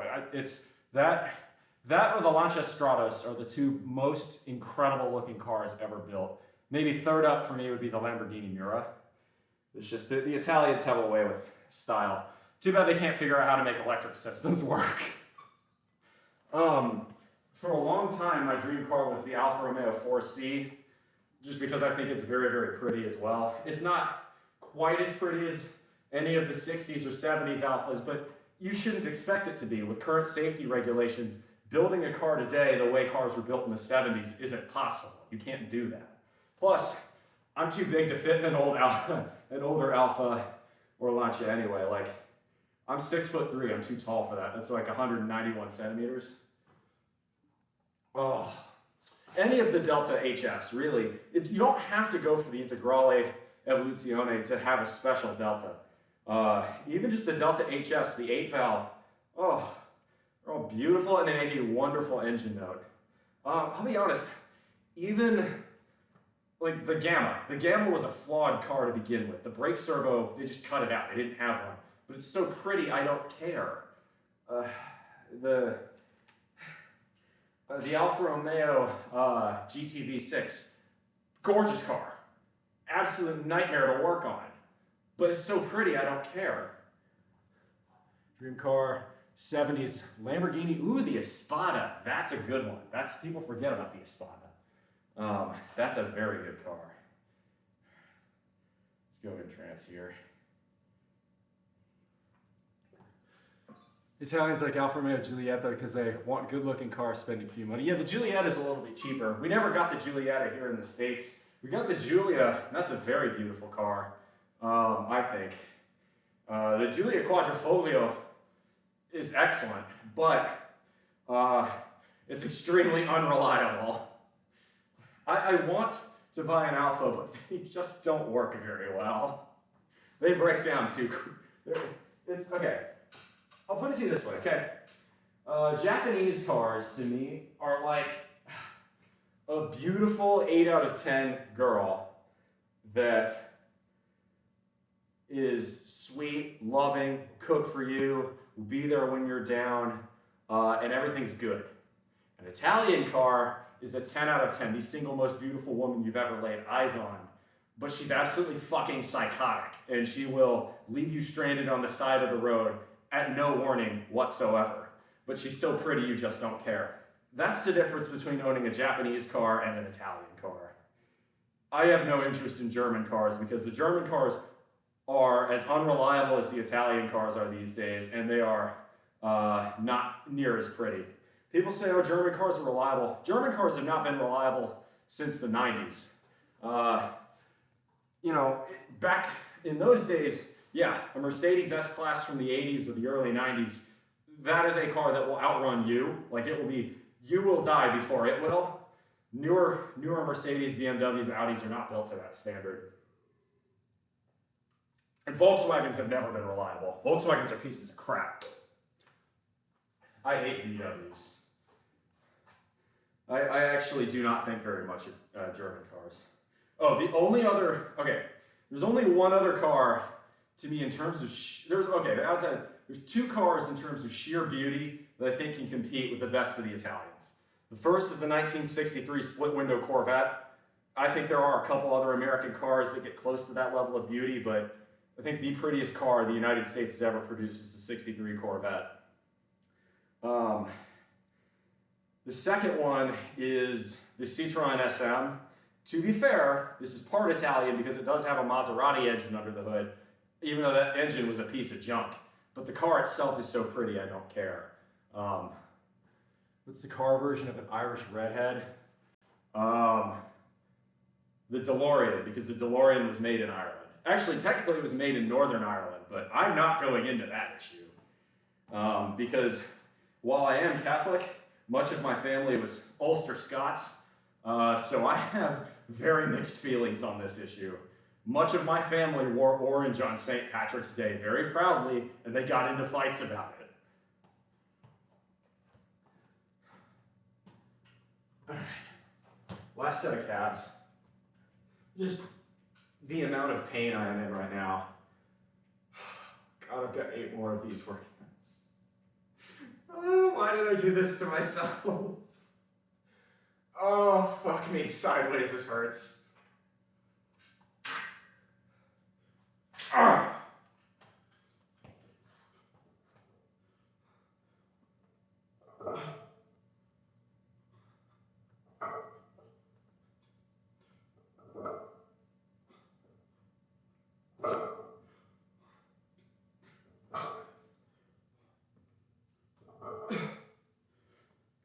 I consider myself an American, though. I am of no ethnicity. I know what my heritage is, but it means nothing. There's only one country I swear loyalty to. It's the best of them all. I did too much.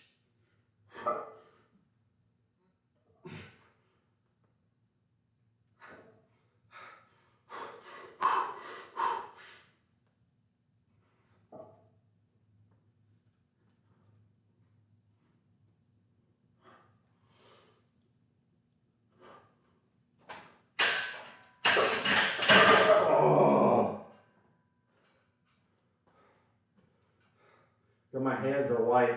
There's no blood going.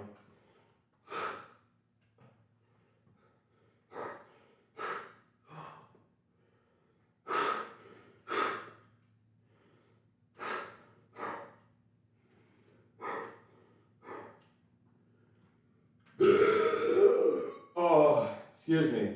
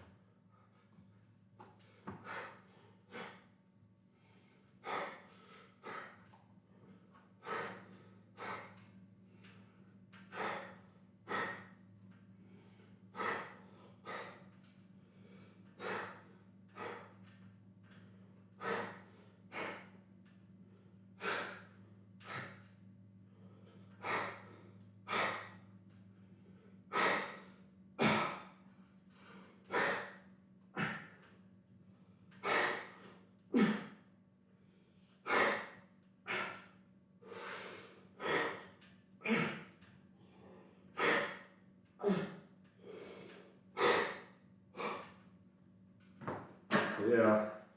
Now, there was only one country that I wish to ever pledge loyalty to. My father served for it. My grandfather served for it. My cousins have served for it.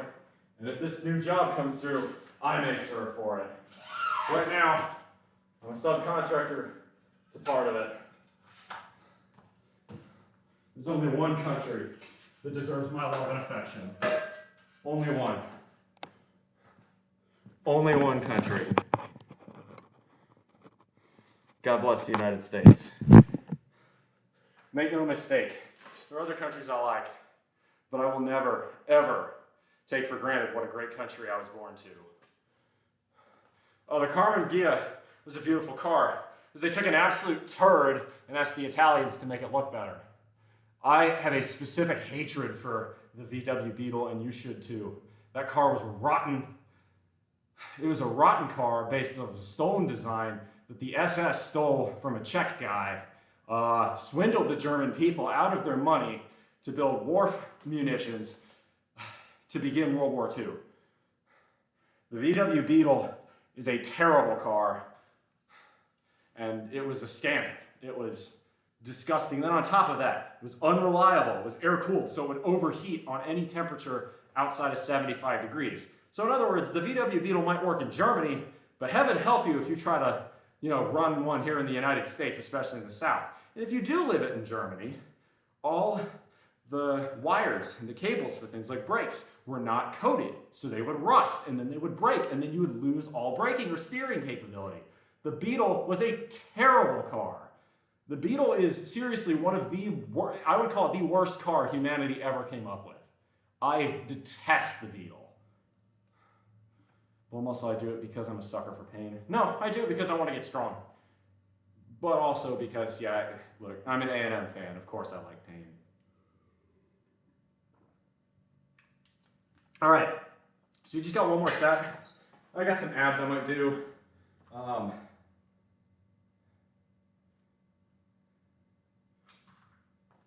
So what we're going to do now, I'm going to bring this down. We're going to do stiff leg deadlifts. So very simple.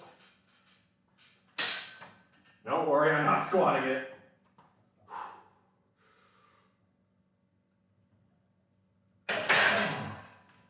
Just bringing it down. That's actually a really good litmus test. If I had the capability to push it back up on a squat there, then I did not squat hard enough. Believe me when I say I did not have the capability to send that one back up. It was going down. All the effort there was in trying not to make it go down poorly.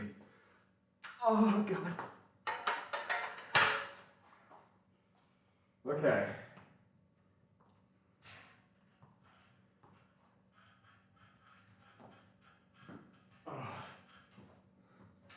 So stiff-legged deadlift.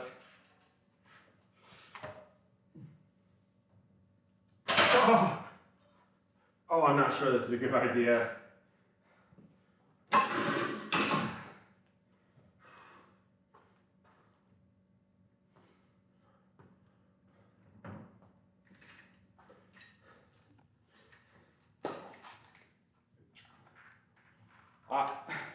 I want to do a set of 15 with more than 2 plates, but I'm not sure I'm capable. I think we're going to stick to 215 here. Because I'm supposed to do a set of 15, I really should do at least 1 set where I've actually hit the number I'm supposed to. Oh, Jesus Christ. Just the pain. It just fucking hurts. It just really fucking hurts. I know I sound like an absolute bitch, but I promise you, there's a reason why. Holy crap.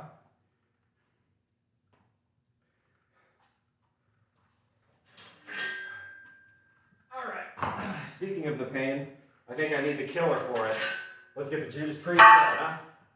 But yeah, no, I'll tell you, so my heritage, here's a description of Italian girls too. Yeah. So, between you and me, the dating scene here, I will tell you this much too, Ettore. If you come, by the way, I like your name. Ettore, I know, is, that was also the first name of Ettore Bugatti, I believe, who was the one who created some of the great Bugatti hypercars, which were, I think, a combination of French and Italian. But if you come to the United States, do not be prepared for an increase in the quality of women. American women are not very good. And I'm not trying to be offensive. I'm not trying to be misogynistic. But look, I'm going to be real with you. And American men, not very good either. We have in this country an obesity rate that is shocking. It's something like 35%, 33, 35% nationwide. Here in my part of the country, in the deep south, it's even worse. The obesity rate where I live is not that far off from 50%. And I'm not trying to be shallow, I promise that, but if you are clinically obese, you and I are not going to be compatible dating partners. Physical fitness is a huge part of my life, if you couldn't tell. That should be extremely obvious based on what I'm doing here. If that's not something you're willing to join in with me, or at least support me on, that's a huge problem. That's a deal breaker for me. So for a guy like me, who puts a very big prize, a very big value on being in shape, that drastically cuts down on the number of people I can date. And that's the case, men or women, really, but it sounds like, you're looking for an American girl. Just be aware of that. American women also, due to the prevalence, and this is not American women's fault, but this is true, due to the increase of dating apps, it has never been easier for American women, no matter what their value is, so to speak. And I don't like the term low value or high value women, but you get what I mean. Women who are perhaps more conventionally attractive or perhaps less conventionally attractive, doesn't matter. If you are an American woman, it has never been easier to find potential dating partners in the United States. Dating apps cater to the American woman because American guys have much lower standards. This has been statistically proven. American guys have much lower standards than American girls do. It's that simple. So as a result, American girls, they have the deciding factor.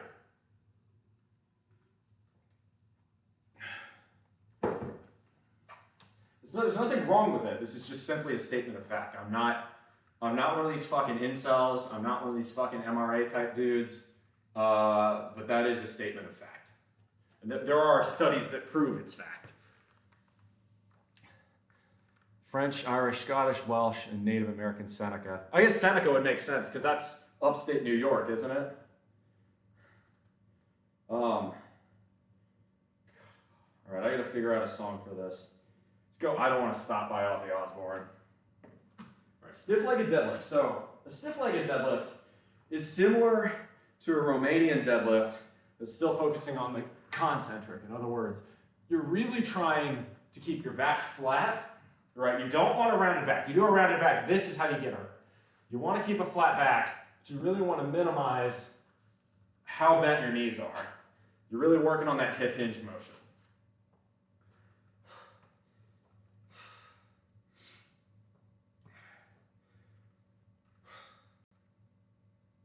Don't crap. There we go. Here we go. Finish.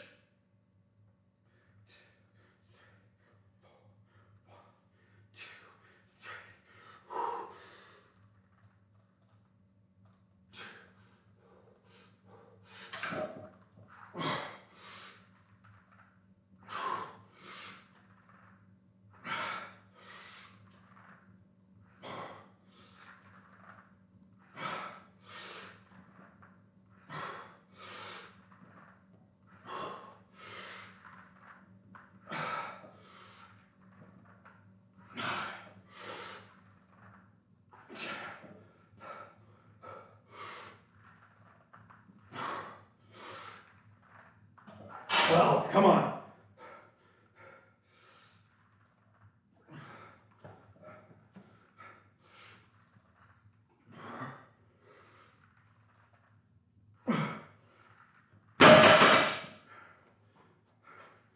All my life I'll be the top. I don't know what I'm doing. All I know is I don't want to stop. I'll fight till I drop in the rain.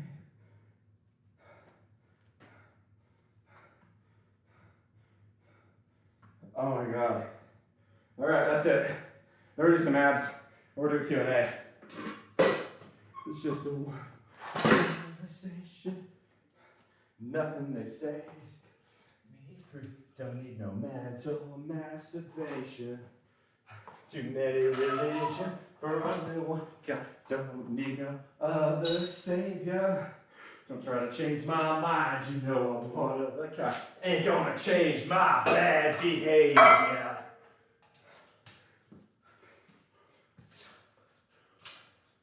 know it's out. I'll fight till I drop. You're running away. I don't wanna stop. All my life I've been. All right. I'm gonna de-wrap this in a minute. Holy shit. Oh, the weather's good here too. It's like, let's find out. What's the temp? 57 degrees. That's 14 in Celsius. It's perfect. All right. So we'll do some abs next.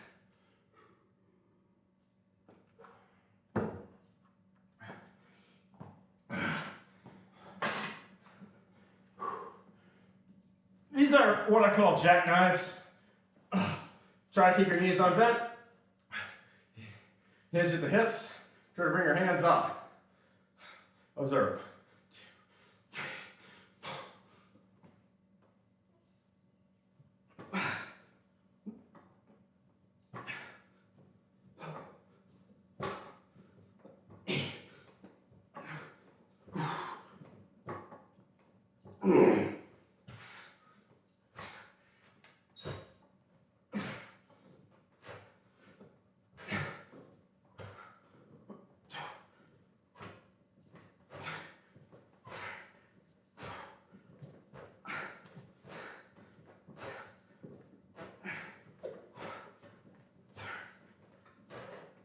2,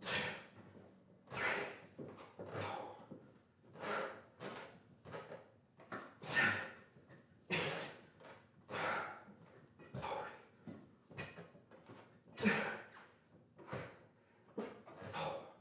4.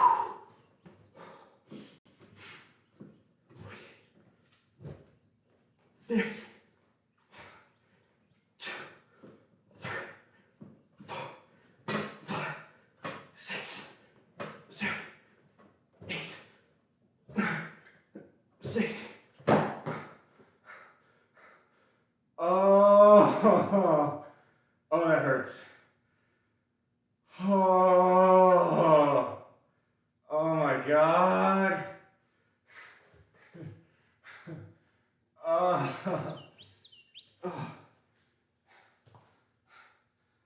Woo. All right.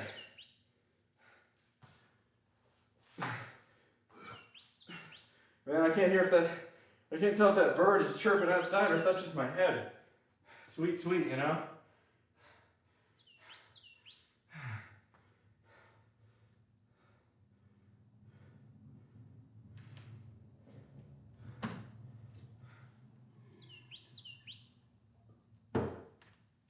Let's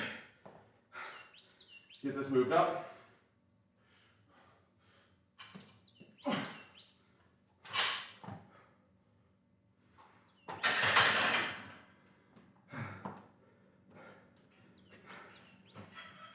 Let's do some Russian twists. Actually, do some bicycles.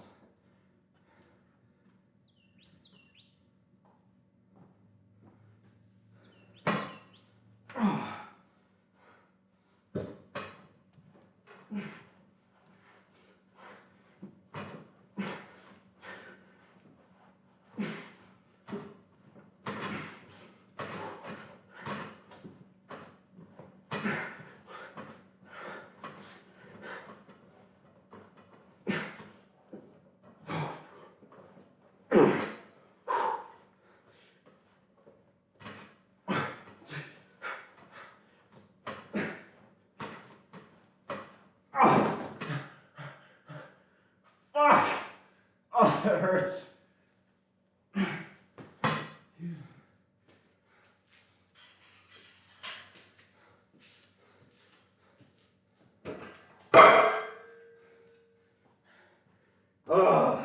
The best part about this though is I'm bulk cycling. Do you know what I get to do today? I get to drink 2 liters of all the milk I want. Oh, I can't wait. I love milk so much. That's the only issue if I take this new job in Hawaii. I'm not ready for $7 gallon milk prices. Very happy with my current $2.50. So, I'm going to continue doing abs, but we've now reached the Q&A section of the stream. So, if you want to talk to me about football, my workout plans, my diet, how I'm bulking, what my targets are, let me know. Talk about my Puerto Rico trip from last week. Can talk about my plans for the future, you know, moving to a new location. Just let me know what you want to talk about. I'm going to hit abs next.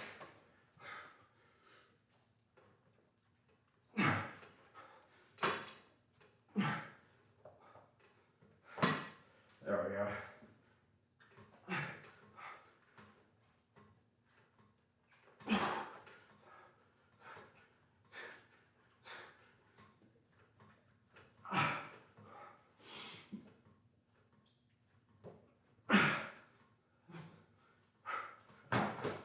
Okay, come on. 28 down, 32.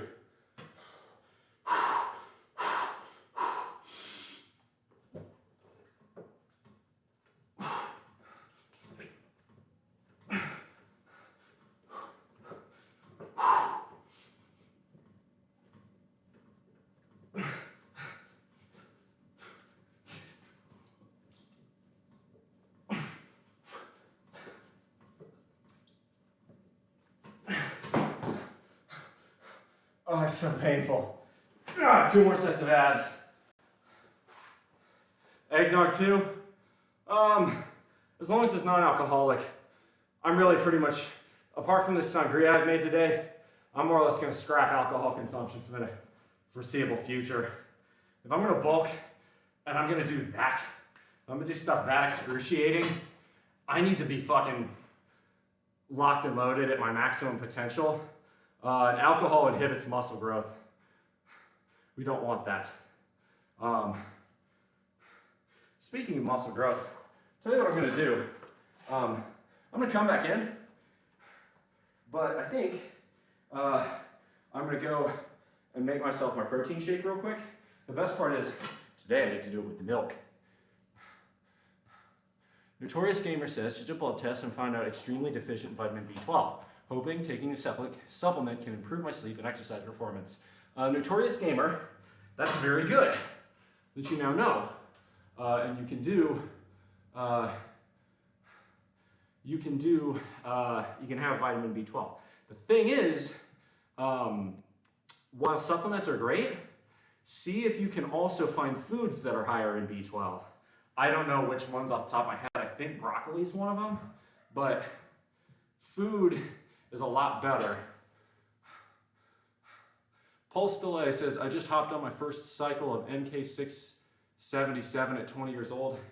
Is that a steroid? I don't know what that is.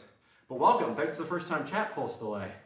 I was about to go make my protein shake, but I'm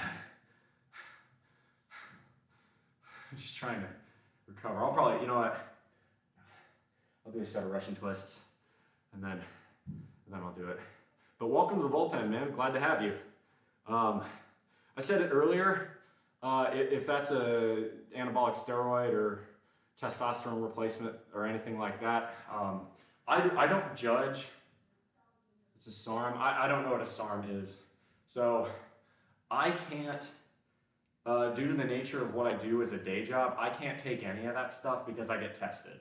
I'm a nuclear engineer. So because of that, I have to be natty. I don't get, like, even if I wanted to, which I don't think I do, I can't take any of that. So if you want to look like me and you want to do it natty, there is nothing that stops you apart from, you know, getting enough sleep, which even then, I often don't do that, a good enough diet, and just putting in max effort in the gym. I mean, you saw how badly I was struggling on that 20 rep set.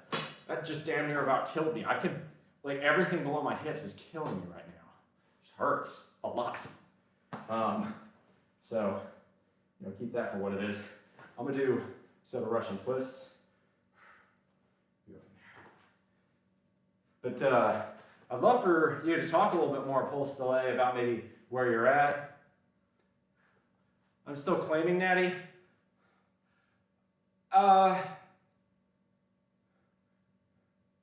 You know, anyone who asks, I'm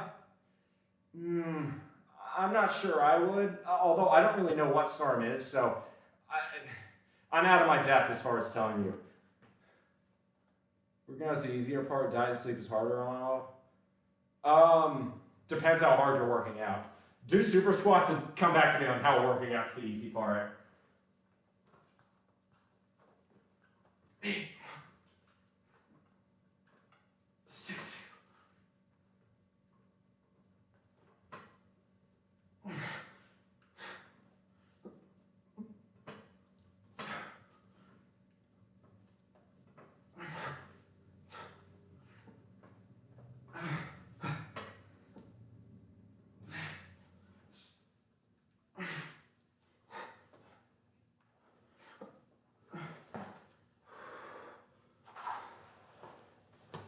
Oh, especially if you have a few other responsibilities, getting enough calories is difficult. Whoa, bro, I have the opposite problem.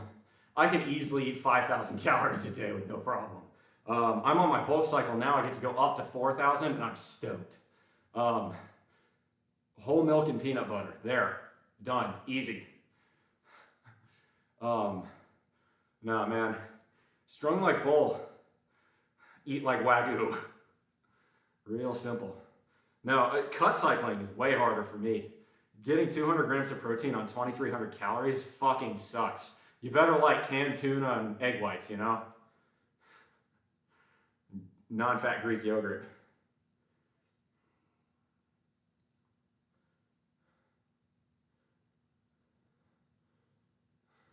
I'm gonna ask Dodger to do me a favor.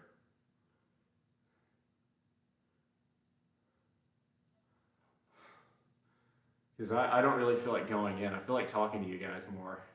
Especially because there's a couple new people in chat and I want to talk to anybody. Pulse Delay, okay, so if you're gonna claim natty, you should still be upfront about saying you're taking a SARM. You can claim, but like, because what most people call natty, myself included, is nothing like that. No SARMs, no HGH, no test, no trend, no any of that. To me, that's what natty is. I'm not going to debate with you as to whether or not that's natty because I don't know how much you're taking. I don't know what MK677 is. And I don't really all that well know what a SARM is. And if you want to educate us, I'd be very happy to hear, because it's fun to learn, even if I can't do that. GR Carlo, thank you very much for the follow. Welcome to the bullpen. I personally don't think I would call that natty, but if you're gonna do that, if people press you and say, I would say, if you're gonna say, I would call yourself, just say, I'm natty with a SARM, because I would be very careful about just claiming natty and not elaborating a little bit, because the only reason I'm very strict on this is because, unfortunately, a lot of people who aren't very well knowledge, who don't have a lot of knowledge about the iron game, are willing to believe that people who are very clearly not natty are natty. There's a reason, like, people fell for the Liver Kings Act. I can't stand the Liver King. Not because, he was doing anything wrong per se in the gym. He wasn't. But because he was claiming natty when very obviously he was not natty. He was taking shit tons of steroids and lying about it, which is why Liver King looked the way he looked. Unfortunately, a lot of people who don't understand, weightlifting believed him when he said he was natty, and that pisses me off because, yeah, there is a ceiling as to what you can achieve natty. You gotta decide whether or not natty's for you. I have no problem with people who take steroids or HGH or anything like that, but I do have a problem with people who lie about it, because that's toxic. It's funny as I eat foods high in vitamin B12, yet my vitamin B12 is extremely deficient. Huh. Maybe that means there's something going on to where maybe your liver isn't processing it properly. That is strange. If you're already getting a diet full of B12 rich foods and you're still deficient in B12, then yeah, supplement's a good call there. That sounds like it's medically necessary. So good for you, man. I haven't been to a doctor in years because my healthcare plan covers virtually nothing. All right. Tell you what, I am going to go in and make myself my protein shake because I feel like I fucking need it. So I will be back in just oh, Jesus Christ, my legs, a minute or two. I'm going to write down. Oh, by the way, I write down fucking everything. Actually, this is my last page on my journal, so I'm pretty excited. I get to switch to a new journal tomorrow, probably. So I write down calories, protein, fat, carbs. So I'll place that there. I'm going to go in and make my protein shake and come back out. So, oh my God, my legs. It hurts so bad. We're going to still do Q&A for like another probably 20 or 30 minutes. Really, it goes as long as the chat wants it to go. So what I'm going to do is load up the chat with any questions you have, okay? They can be about diet. They can be about the financial independence ticker down here. They can be about my workout plans. They can be about what's coming for the channel. They can be about what I'm going to do next year. They can be about what I did on my Puerto Rico trip last week. You name it. I'd love to continue chatting. We can just talk about Thanksgiving. Let me know, and I will answer whatever questions are in chat after I come back, okay? So stand by.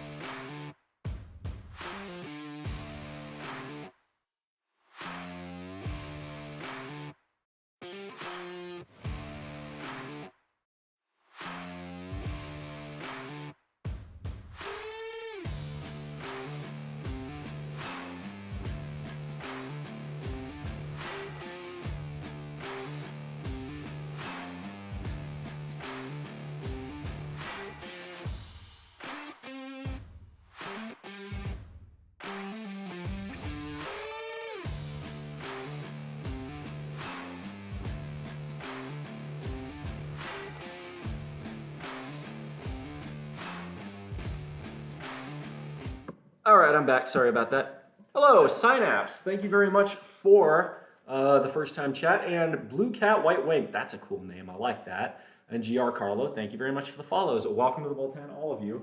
I'm sorry about the wait. I had to get my protein shake. Finally, at long last, I can, oh my God, my legs, switch from water back to milk, the way this protein shake was meant to be had.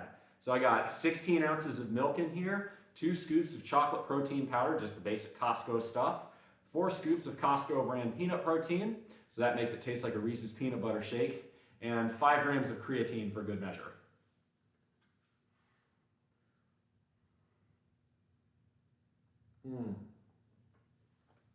That was better than Dairy Queen.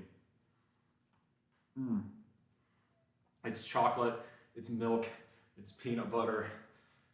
I love it so much. This full cycle. To be strong like bull, you must drink milk like calf.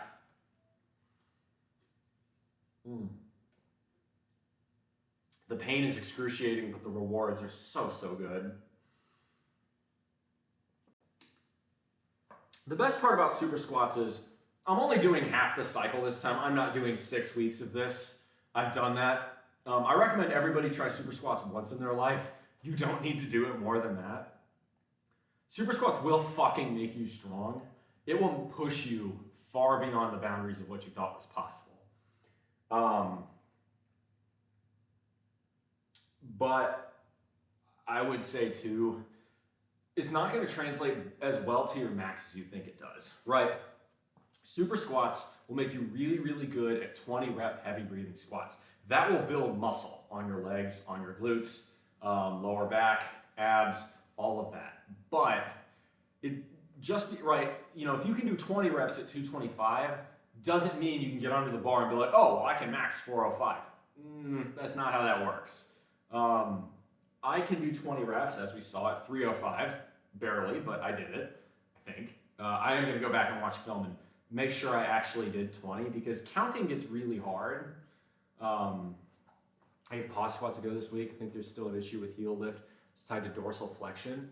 Ooh, okay, yes. So pause squats are terrific at fixing that. Maybe I should get a lifting shoe. Synapse, I've been thinking about doing the same thing. I just lift in these off-brand Chucks right now. They're good enough, but yes, a lifting shoe would probably be better. If you've got dorsal flexion, so dorsal flexion, for those of you who don't know, you're talking about your ankle, right? How much, so dorsal extensions this way, flexions this way. So how far back can you bring your ankle? In other words, how far can you drive your knees out in front of your ankle? And that ability is going to affect your quad drive and affect your explosiveness coming back up. Pause squats are really great for that because they can really help work that. I would say if you're having trouble with that dorsal flexion in your spare time, and especially before you do your sets, oh God, this is gonna hurt so bad to do. I love giving you guys advice, okay? This is a labor of love right here. When you come down for your pause squats, first off, I prefer a slightly narrower stance for pause squats than I would for everything else, right? And a slightly less canted feet. So normally I'm a little wider and a little bit more canted on the ankles for my normal, low bar squats or even mid bar, high bar squats. For pause squats, I would say practice it with, just like 15-pound curling bar or even just the bar, like a 45-pound bar. And just really lightweight, like as a warm-up. Just do a lot of warm-up sets. Come down. Oh my fucking hell, this hurts so bad. And just hold it, right? Just get used to it. Focus on that leg drive. Really lean into the flexion, just hold it. And then slowly come back up. Holy fuck, that hurts so bad. No, I need to not do that right now. My body's saying, what the fuck, dude? You're done. You're cooked. What is wrong with you? Why am I doing this? Body's telling me, it's time to stop.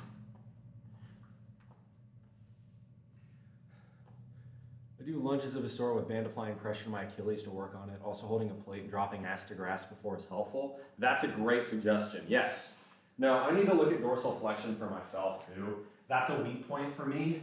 And I think it shows because I go low bar partially to compensate for that. And I'm kind of wondering if I want to do, see now Super Squat says you're better off doing these without a belt and higher up, trying to keep your back as vertical as possible and a lot less forward lean. So if you do low bar, you're gonna have some forward lean, and that's okay. There's nothing wrong with that, but it's not what the book recommends. Part of me really wants to do this by the book. If I were gonna do that, I'd have to go down weight. There's no way I'm able to do that for upright, more vertical, higher bar squats. I just don't think that's feasible. Although I'm gonna watch the tape. The tape will really give me an idea as to what I think I'm capable of doing. Because that was extremely close to max effort. I mean, I was close to passing out there. That was extremely difficult. So maybe I need to look at that. I think I need to look at squat shoes for myself. Although the book says you're better off, you know, if you have to, if you're lacking on that dorsal flexion, maybe putting a small plate to put your heels on, a small secured plate, or even a plywood block behind your heels. But it says in the long run, you need to build up that dorsal flexion. So part of me is thinking maybe I shouldn't do that. It's a difficult quandary. Because yeah, it's about the quad drive. You gotta get that quad strength. Right, because if you're leaning further forward, you're putting it on you're doing a low bar squat, you are gonna work your glutes a lot more and your hamstrings a lot more. That's certainly what I feel. Like my quads aren't killing me as much as they should be right now. But as a result of that, your quads aren't gonna be worked as much. So it's a balance. I do think I'll probably get me a pair of squat shoes. I think it's time. Wedges are useful for more than just squats, can do sissies. I've never done sissy squats, and I probably should learn how. Synapse, I'm glad you're talking, because it seems like you know a thing or two. And this is one where I'm still working on mechanics. Now, I clearly, right, if I just 20 rep 305, like, I'm not weak. I might not be an expert lifter, but like I know my way around a barbell. But this is why I love streaming to Twitch more than anything else. I learn just as much as I teach, and I love it, love it when guys like you come in and suggest things. Ettore was in here earlier when I was doing dumbbell pullovers. Right, when I was doing them earlier, I was pulling the weight over all the way down here, and Ettore was telling me, don't go that far, cut your range of motion off at about here to keep your lats and your rib cage more engaged. So I did another set, just the pullovers to here, and I could feel it a lot more in my rib cage. So this is what I'm talking about. I really like learning from people. I've been lifting now for 15 years. I started lifting in 2008, and I've fallen in love with it. The iron game is probably my favorite game to play, so to speak.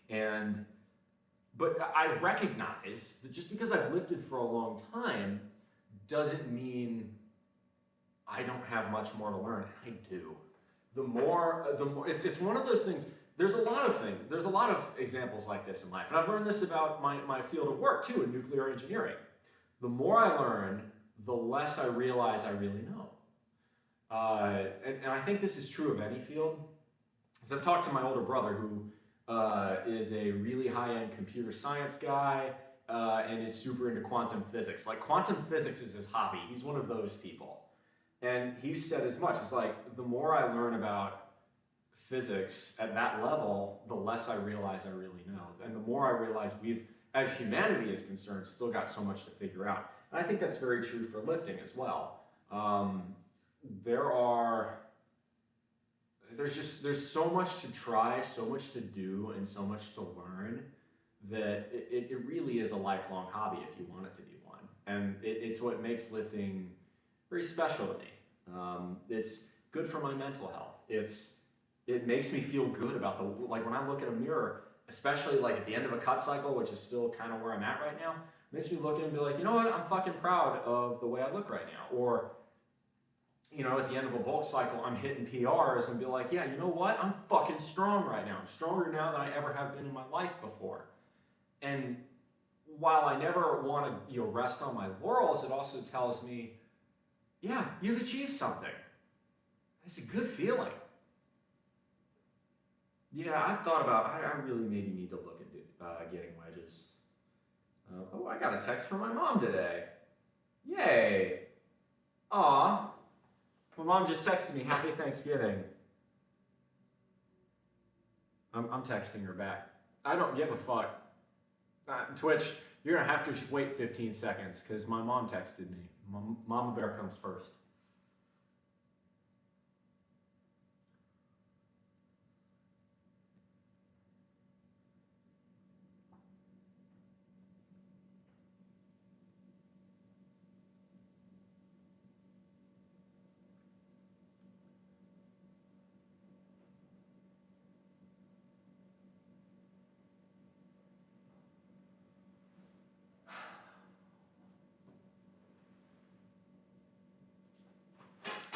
Oh, I fake it. Shady10030 says you have really good chest genetics.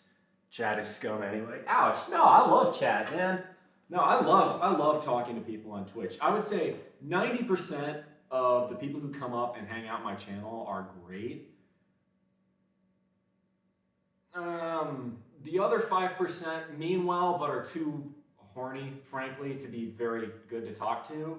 And the other 5% are the dicks. The people who say, oh, your form's wrong, your form is shit, but then never elaborate what I should do to fix it.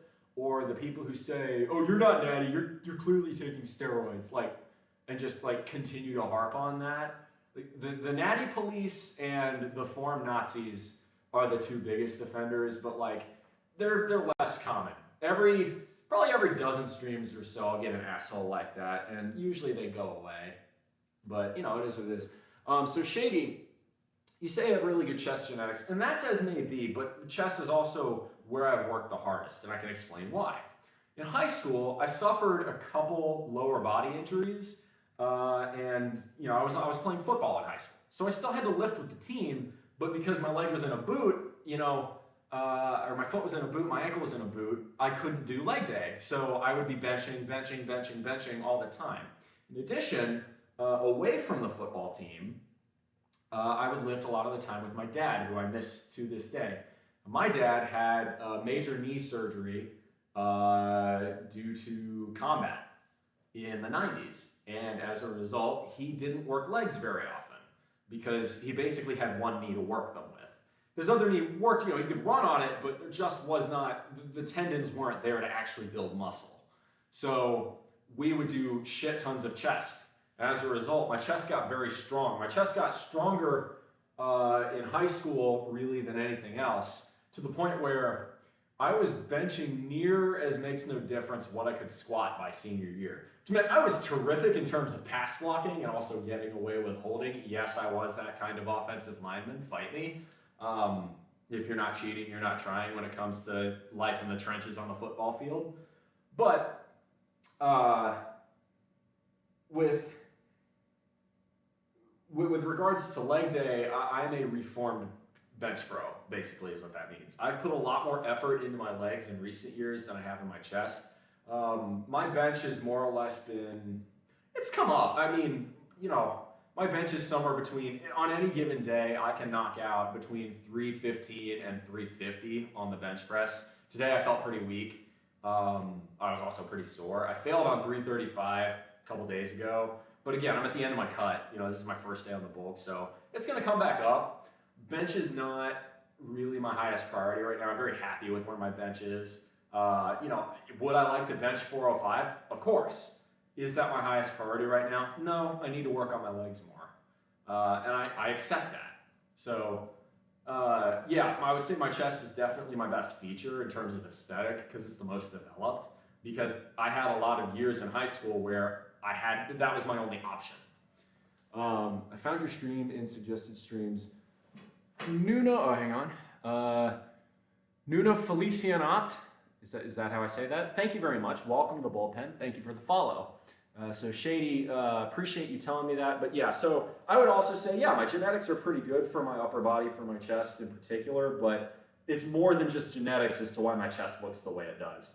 A lot of people say that. I'll be honest, I also, for a dude, have pretty large nipples. Always kind of have. It's just, that's also genetics. And to make them look proportional to the rest of my body, I'm like, well, I gotta build up my chest. Otherwise, it's gonna look like I got fucking pepperonis. Nobody wants that. Thank you very much for the follow. Well, I appreciate that. I've got a lot of new follows today. And that's quite surprising because last time I did bulk cycle, I think a lot of people, my numbers dropped quite a bit. So for those of you who want more content, by all means, come join my Discord. That's where I spend a lot of my off hours.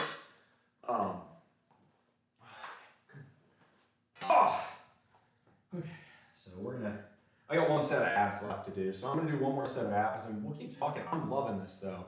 We'll do Q&A probably for about another half hour, then I'm gonna probably find someone to raid. How's y'all's Thanksgivings looking? If you're in the United States, today is Thanksgiving. If you're Canadian, you celebrated it a few weeks ago because Canada is fucking cold, and by this point, they're already buried in feet of snow for the most part. Oh, unless you're in British Columbia, in which case, probably rain. Oh, my legs. Oh, boy. I got 8 more of these to do.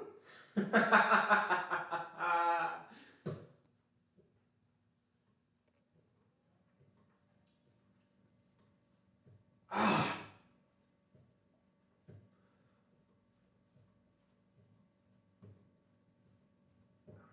18, 19.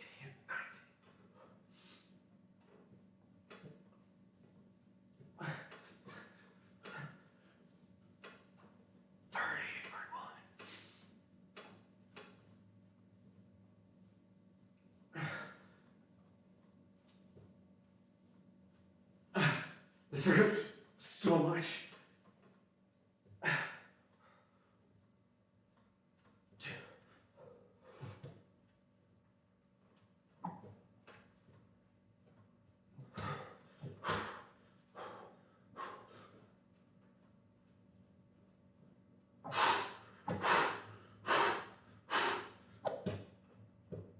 Oh, okay. All right, my abs are on fire now too. Woo! All right, let's bring it in. I've done my abs. I feel nauseous. I'm gonna drink a lot of milk today. I'm a happy boy. Let's see. So normally I drink about half a gallon of milk on my bulk diet right now. So I've set my macro targets. On days I lift, I'll be aiming for around probably between 4,000 and 4,400 calories today, or on days I lift. Today is going to be an exception to that. Today is Thanksgiving. I'm gonna eat whatever the fuck I want and not feel bad about it. And if you live in the United States, I reckon you should do the same.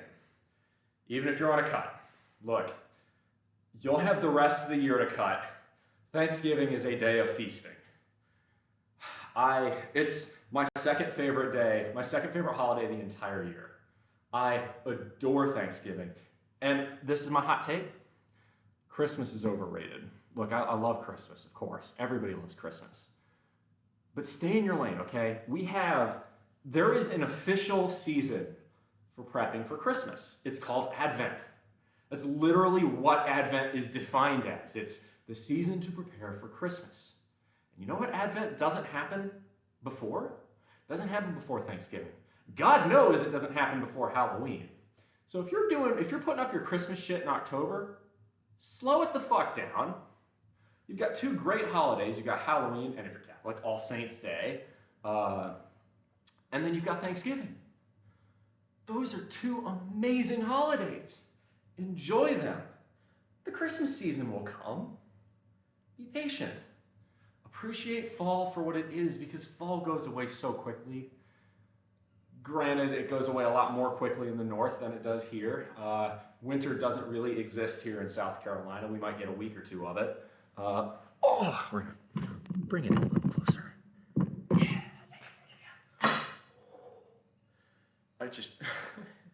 I'm in a lot of pain right now. Ouchie. But enjoy Thanksgiving. Thanksgiving is a wonderful holiday. It's a holiday based around, I think, something we all in the United States need to do more of. I love America. This is by far and away the greatest country in the world. God bless America. God bless South Carolina. God bless the South. But I think we in this country are not grateful for how good we have it. If you were born in the United States, no matter where you're born, you could be born in the poorest, you'd be born on fucking Skid Row in Los Angeles. You were born in the United States. You'd be born in fucking West Virginia. You could be born in the coal mining parts of Kentucky that haven't seen economic growth in 100 years. You're born in the United States. You were born with the opportunity to make something out of yourself. You were born with the opportunity to turn your life into a great one. You were born with the opportunity to find that mobility, to scrap, to work hard, to bust ass, and to achieve your dreams. I really do believe that. Is it going to be easy? Fuck no. Nothing worth doing in life is going to come easy. John F. Kennedy said that in 1961, right? He said we were going to go to the moon by the end of the 60s. And you know what we fucking did? We went and did it. We did it with less computing power than on fucking, a cell phone from 10 years ago. I'm telling you, this country is so great, and I love it, and we've got a lot to improve upon. The U.S. is not perfect by any means. No country is perfect by any means. And we should look to other countries that outdo us on certain things and say, all right, well played, game on, we're going to try and beat you. That's why, it's one thing I really wish we had taken from the Cold War. I really like looking back at the way Khrushchev, one of my favorite historical events was the kitchen debates in 1959, when Richard Nixon went over to Moscow, and then the following year, Nikita Khrushchev came over to the United States. Richard Nixon at that point was vice president in 1960. He was running for the presidency against John F. Kennedy. And the kitchen debates is the idea that the Cold War, Richard Nixon proposed that the Cold War should be less about outdoing each other militarily and more about saying, which philosophy, communism or capitalism, is best for providing the best standards of living, making the lives the best for the people. What a great idea. The idea that we should compete with other nations to prove that we can make our citizens' lives the best.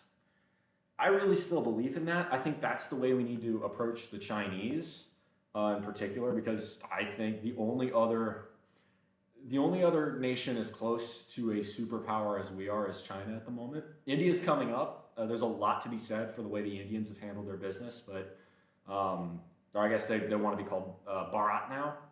I might be saying that wrong. If any Indians are in chat, please correct me. But I have a lot of respect for the Chinese. Now, I don't fucking trust them. They frankly steal a lot of intellectual property. That's my biggest grievance with the Chinese. Most of what they have done in terms of innovation has been stolen designs from the West. But it is an objective truth that since 1980, ever since the most evil man to ever exist on this planet died, Mao Zedong, China reformed, embraced some parts of capitalism, not all of them, but the Chinese have brought more people out of poverty over the last 50 years, really 40 years, than any other nation on this planet. And that is something that should be applauded. Do I think the Chinese system's better than the United States? Of course not. Do I think we should look to them and say, all right, you built that high-speed rail system? I think we can do it better. Hell yeah. That's what we should be doing. It's about friendly competition. No more of this military saber rattling nonsense. What's the point?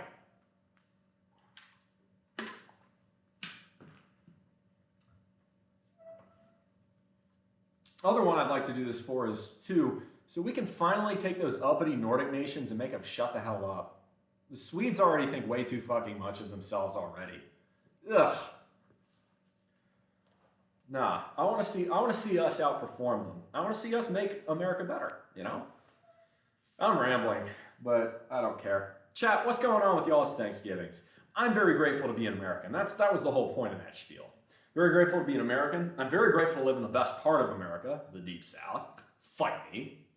I'm very grateful to, have the ability. I was born healthy. I'm very grateful to be able to hit the gym like this. Now, I believe most people, say 95 to 99% of people, are able to go and train in the gym. Now, there are people who are born with birth defects or other medical issues that may prevent them from getting strong in the way I can get strong. And for those people, do what you can. But most of us don't fall into that category. Most of us are only as strong or as weak as we work to be. I'm also very grateful for my job. I'm very happy where I live right now. I'm grateful for the opportunities that I have in this world. I'm grateful that I'm able to buy groceries. I'm grateful that I have electricity and internet. I'm very grateful that I get to stream to you guys. And it's very nice sometimes. One of my favorite philosophical tricks is to do what I call negative visualization, okay? And I can guide you guys through this if you guys are interested. Chat, if you guys want to know what negative visualization is, let me know and I'll explain what it is. I'm also going to mention to the gang on one of my other Discord servers, hey,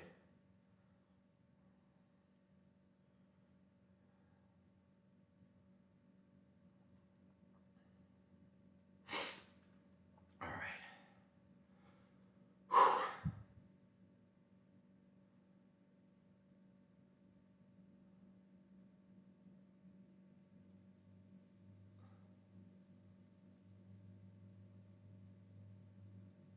There we go.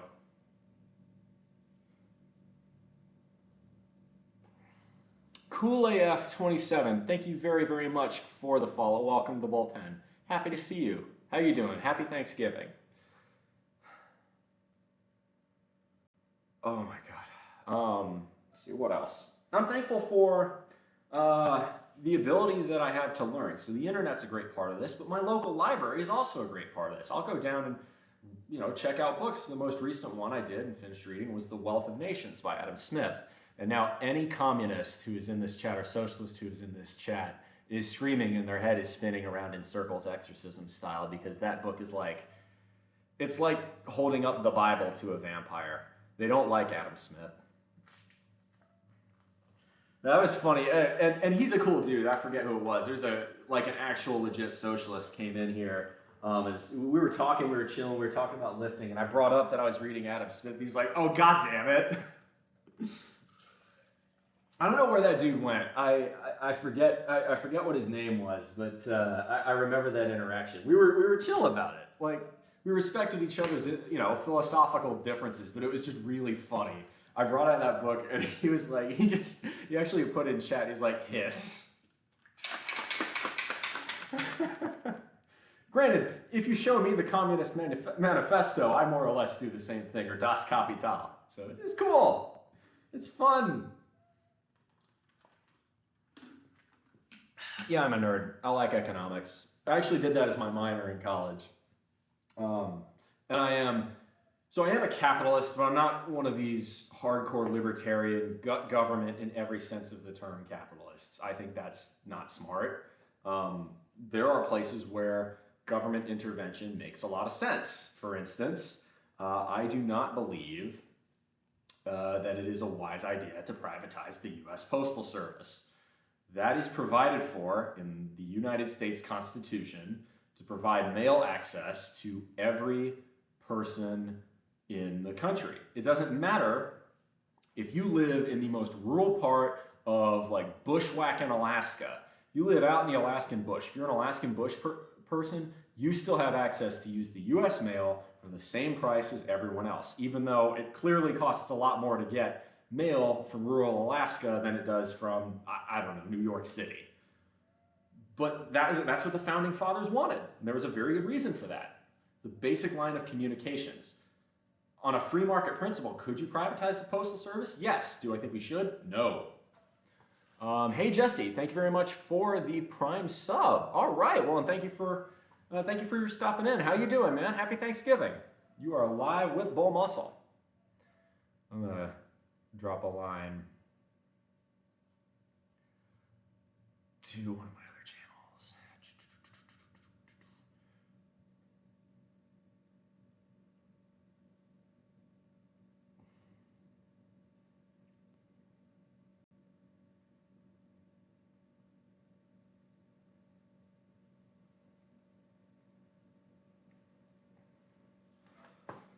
There we go.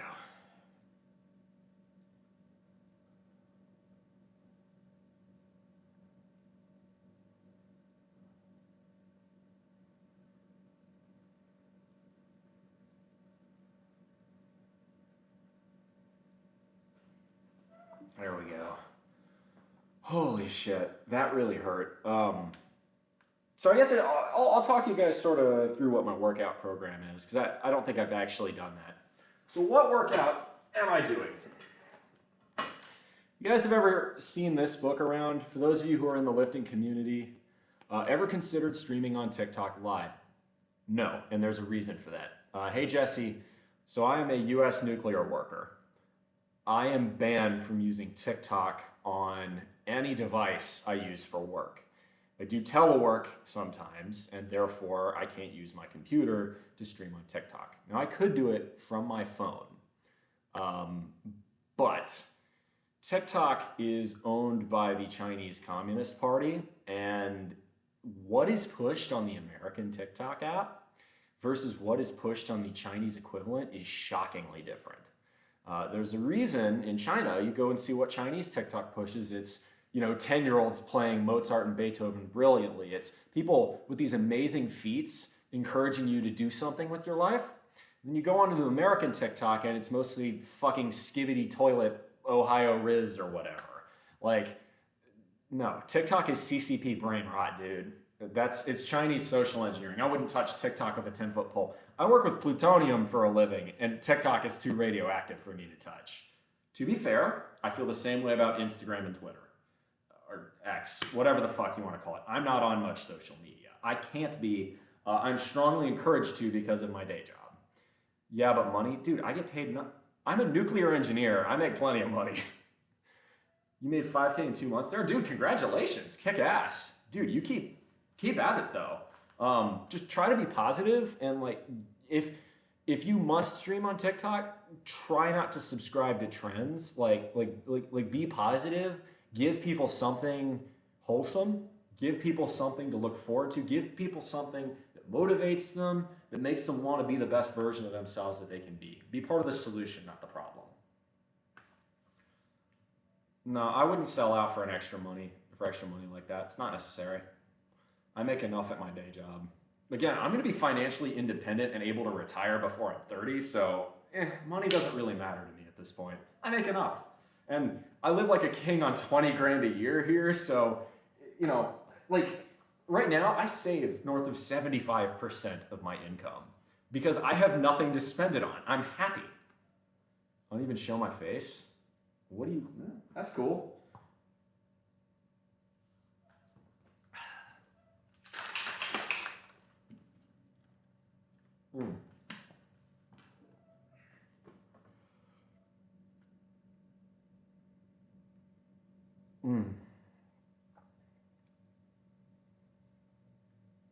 Oh God. I'm like, just even the smallest like movements from left to right just hurts so much. Yeah, everything below my hips is killing me right now.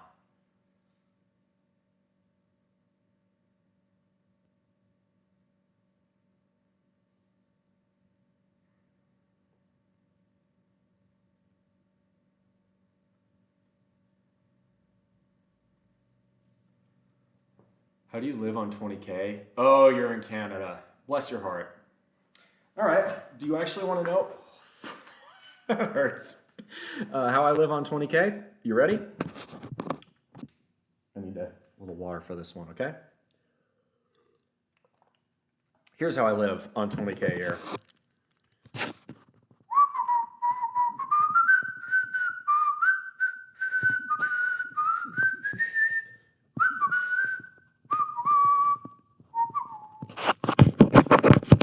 God bless the Deep South.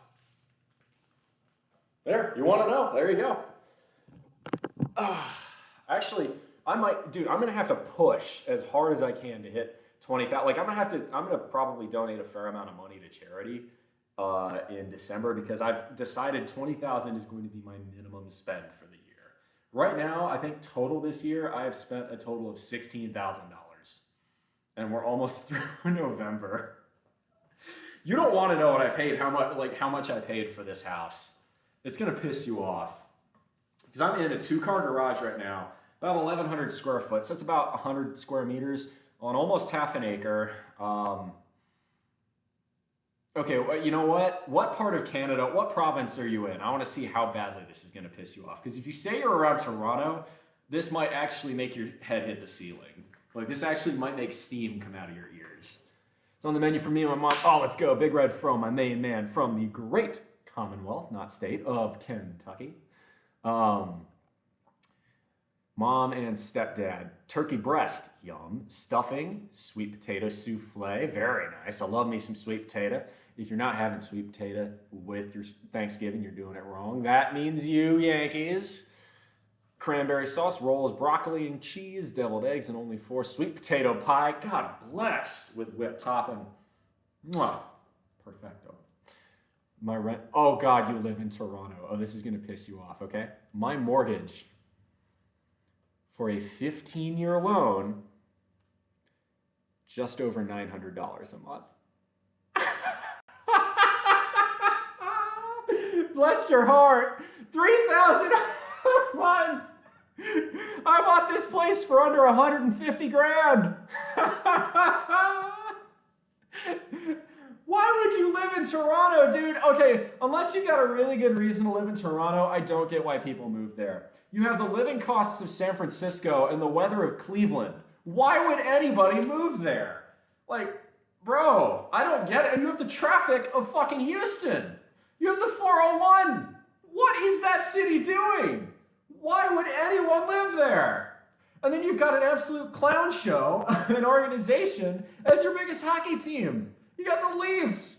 I'm a Capitals fan. We have the historical record for worst NHL team in one season, and we're still less of a laughing stock than the Leafs. Oh my God. No, dude, I'm sorry. I'm not trying to be mean, but like, dude, Toronto's a shithole. Get out of there. 1-bedroom condos are $1 million. Oh my God. This is a 3-bedroom. And I got it for less than $150K. Dude, you're gonna come move down to the Deep South, or at least move out of Toronto. There are better places, even in Canada. Why would you live there? If you had any other option, why would you live in Toronto? I mean, shit, bro. I mean, the rest of Canada isn't that bad. I do think it's funny how y'all are an even bigger country than we are, and yet y'all have an even bigger housing problem. What do you do in Canada? Because I love the Canadians. Honestly, I don't mean to shit on Canada, because Canada gave us arguably, well, most of the best hockey players. The greatest ever is Russian, I will admit, but fight me, it's Ovechkin. Come at me. But y'all gave us, well, okay, maybe it's Gordie Howe. It's not fucking Gretzky. People say it's Gretzky, it's not fucking Gretzky. But, like, I mean, y'all gave us poutine. That alone is strangely, you'd think Southerners would have invented poutine because it's that unhealthy for you. You guys are chill. And you guys invented a lot of war crimes, too. Don't fuck with Canadians. Canadians are very nice, but like they're like Canada geese when you piss them off. An angry Canadian is like a Canada goose. Don't fucking go near one. They're really nice. They're like the politest people on earth. They're really friendly until you piss them off. And once you piss them off, they go fucking psycho. Dude, pissed off Canadians, don't fuck with pissed off Canadians. 70% of the population lives within 100 miles of the US border. It's too cold anywhere north. It's too cold in the entire country. Dude, I wouldn't live in any part of Canada apart from maybe Victoria. And even there, it's so dark that I still wouldn't want to do it. I'm just laughing because I'm a Southerner. Like, you know, why? I mean, okay, so I have been to Hamilton. I've been to Canada. I was in Toronto in 2019 and Hamilton. I liked Hamilton a lot, actually. Hamilton's not a bad little town. I'm from Evanston. Hey, yo, home of Northwestern. All right. Average price of a house is $500K. Dude, and then, yeah, Cook County taxes. Illinois taxes are insane. Second I have this property tax.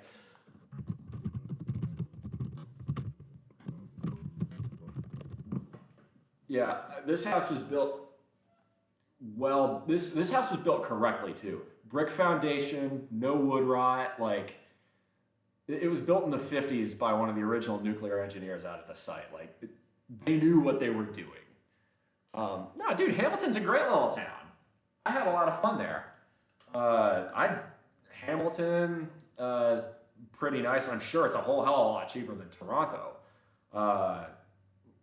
I'd love to visit Quebec, just because, one, I think it's a really cool city based on its history, and two, bring the Nordiques back. Enough bullshit, Gary Bettman. Quebec deserves a hockey team. You know they would support them. Look at how Winnipeg is done. The Jets are perpetually sold out, no matter how shit or good they are.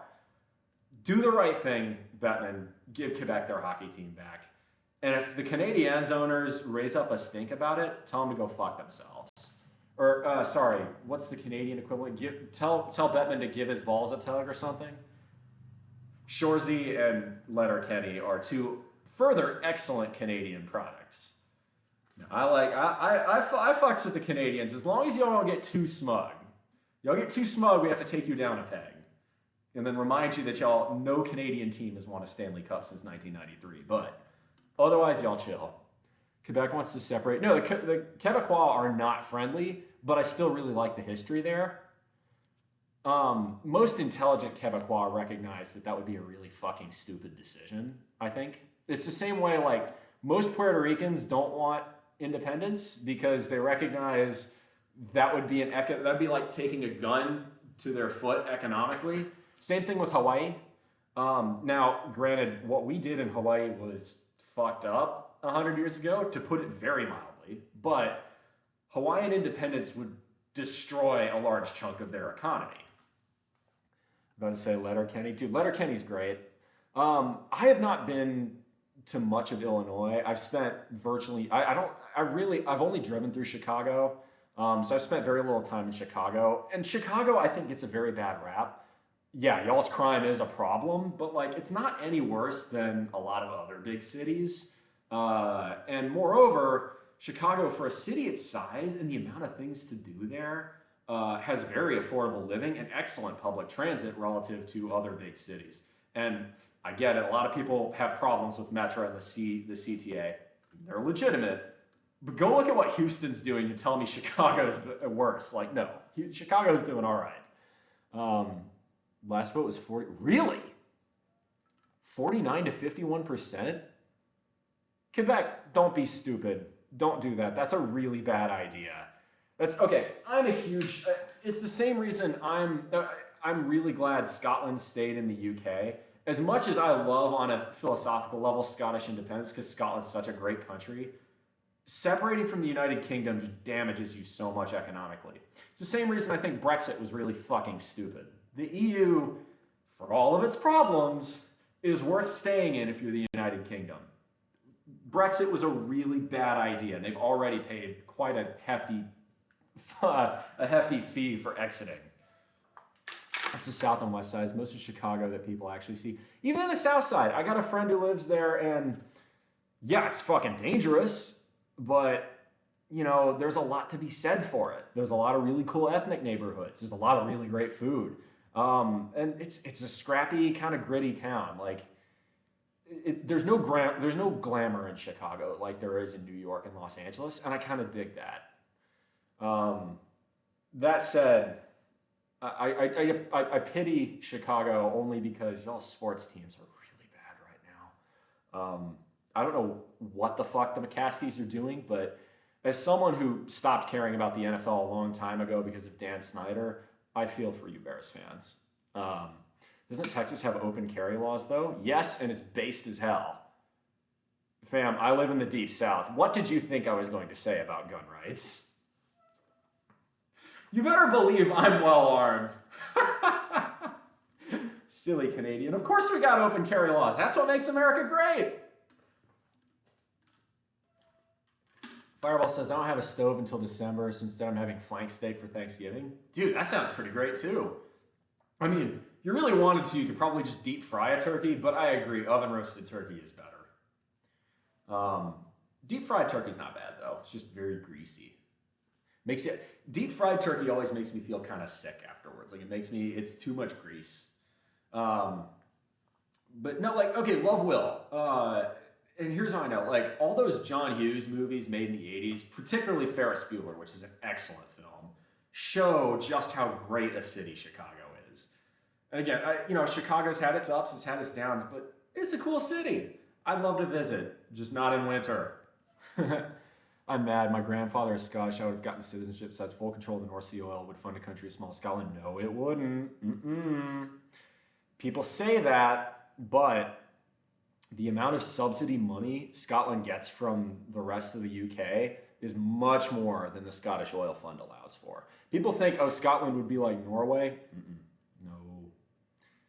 Unfortunately, Scotland would be shooting itself in the foot by leaving. Same with Quebec, and the same as the UK shot itself in the foot by leaving the EU. It's just not smart. Hey, Crossbow, good to see you. So they got an EU citizenship, they would rejoin. Now that is one thing I really love about the Scottish. They understand how good a deal the EU is. And frankly, if I were Scottish, I'd be pretty pissed off about Brexit because I think a lot of the Scottish support to stay in the UK was based on the fact that the UK was going to stay in the EU. So I'll put it this way, Nigel Farage is an ass. He's been right about a few things, but about Brexit, he is fundamentally incorrect, and frankly, he's a liar. He was lying about the benefits that Brexit would bring. Brexit's fucking stupid. The EU, first off, one other thing I would say, if I were running the EU, I would do whatever the fuck is possible to get Ukraine in as fast as possible. Even if that means Ukraine has to settle and give Crimea away to Russia. Because the Ukraine is a huge agricultural breadbasket, and frankly, the Crimea was never mostly Ukrainian anyway. You want a Ukraine that is more westernized, more European, and more willing to work with the EU. And those parts that are currently being fought over are the parts that are the least ethnically Ukrainian. So if I'm Ukraine, I look to cut a peace deal and immediately get into the EU. Even if I can't get into NATO, getting into the EU it's huge because getting into the EU is what will win the peace. Winning the peace is probably even more important than winning the war, frankly. Redeveloping economically. I mean, Kiev was shelled pretty hard and still gets shelled every so often by the Russians. Kharkiv got hit really hard and then it got taken back. Kherson got hit really hard and then it got taken back. If I'm Zelensky, that's what I do. Now, I know obviously that's not a good sell to the Ukrainian people, and I understand that. But the best way to provide the best life for your citizens is to get into the EU as fast as possible. And here's my proof.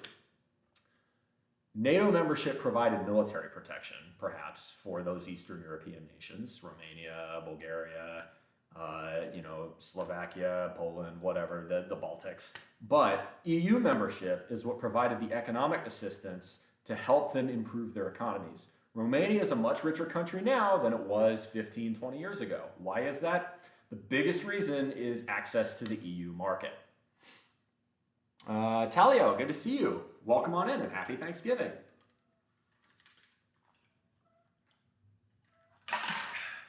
And by the way, I already noted, I'm a proud resident of the Palmetto State. I am a very proud Southerner.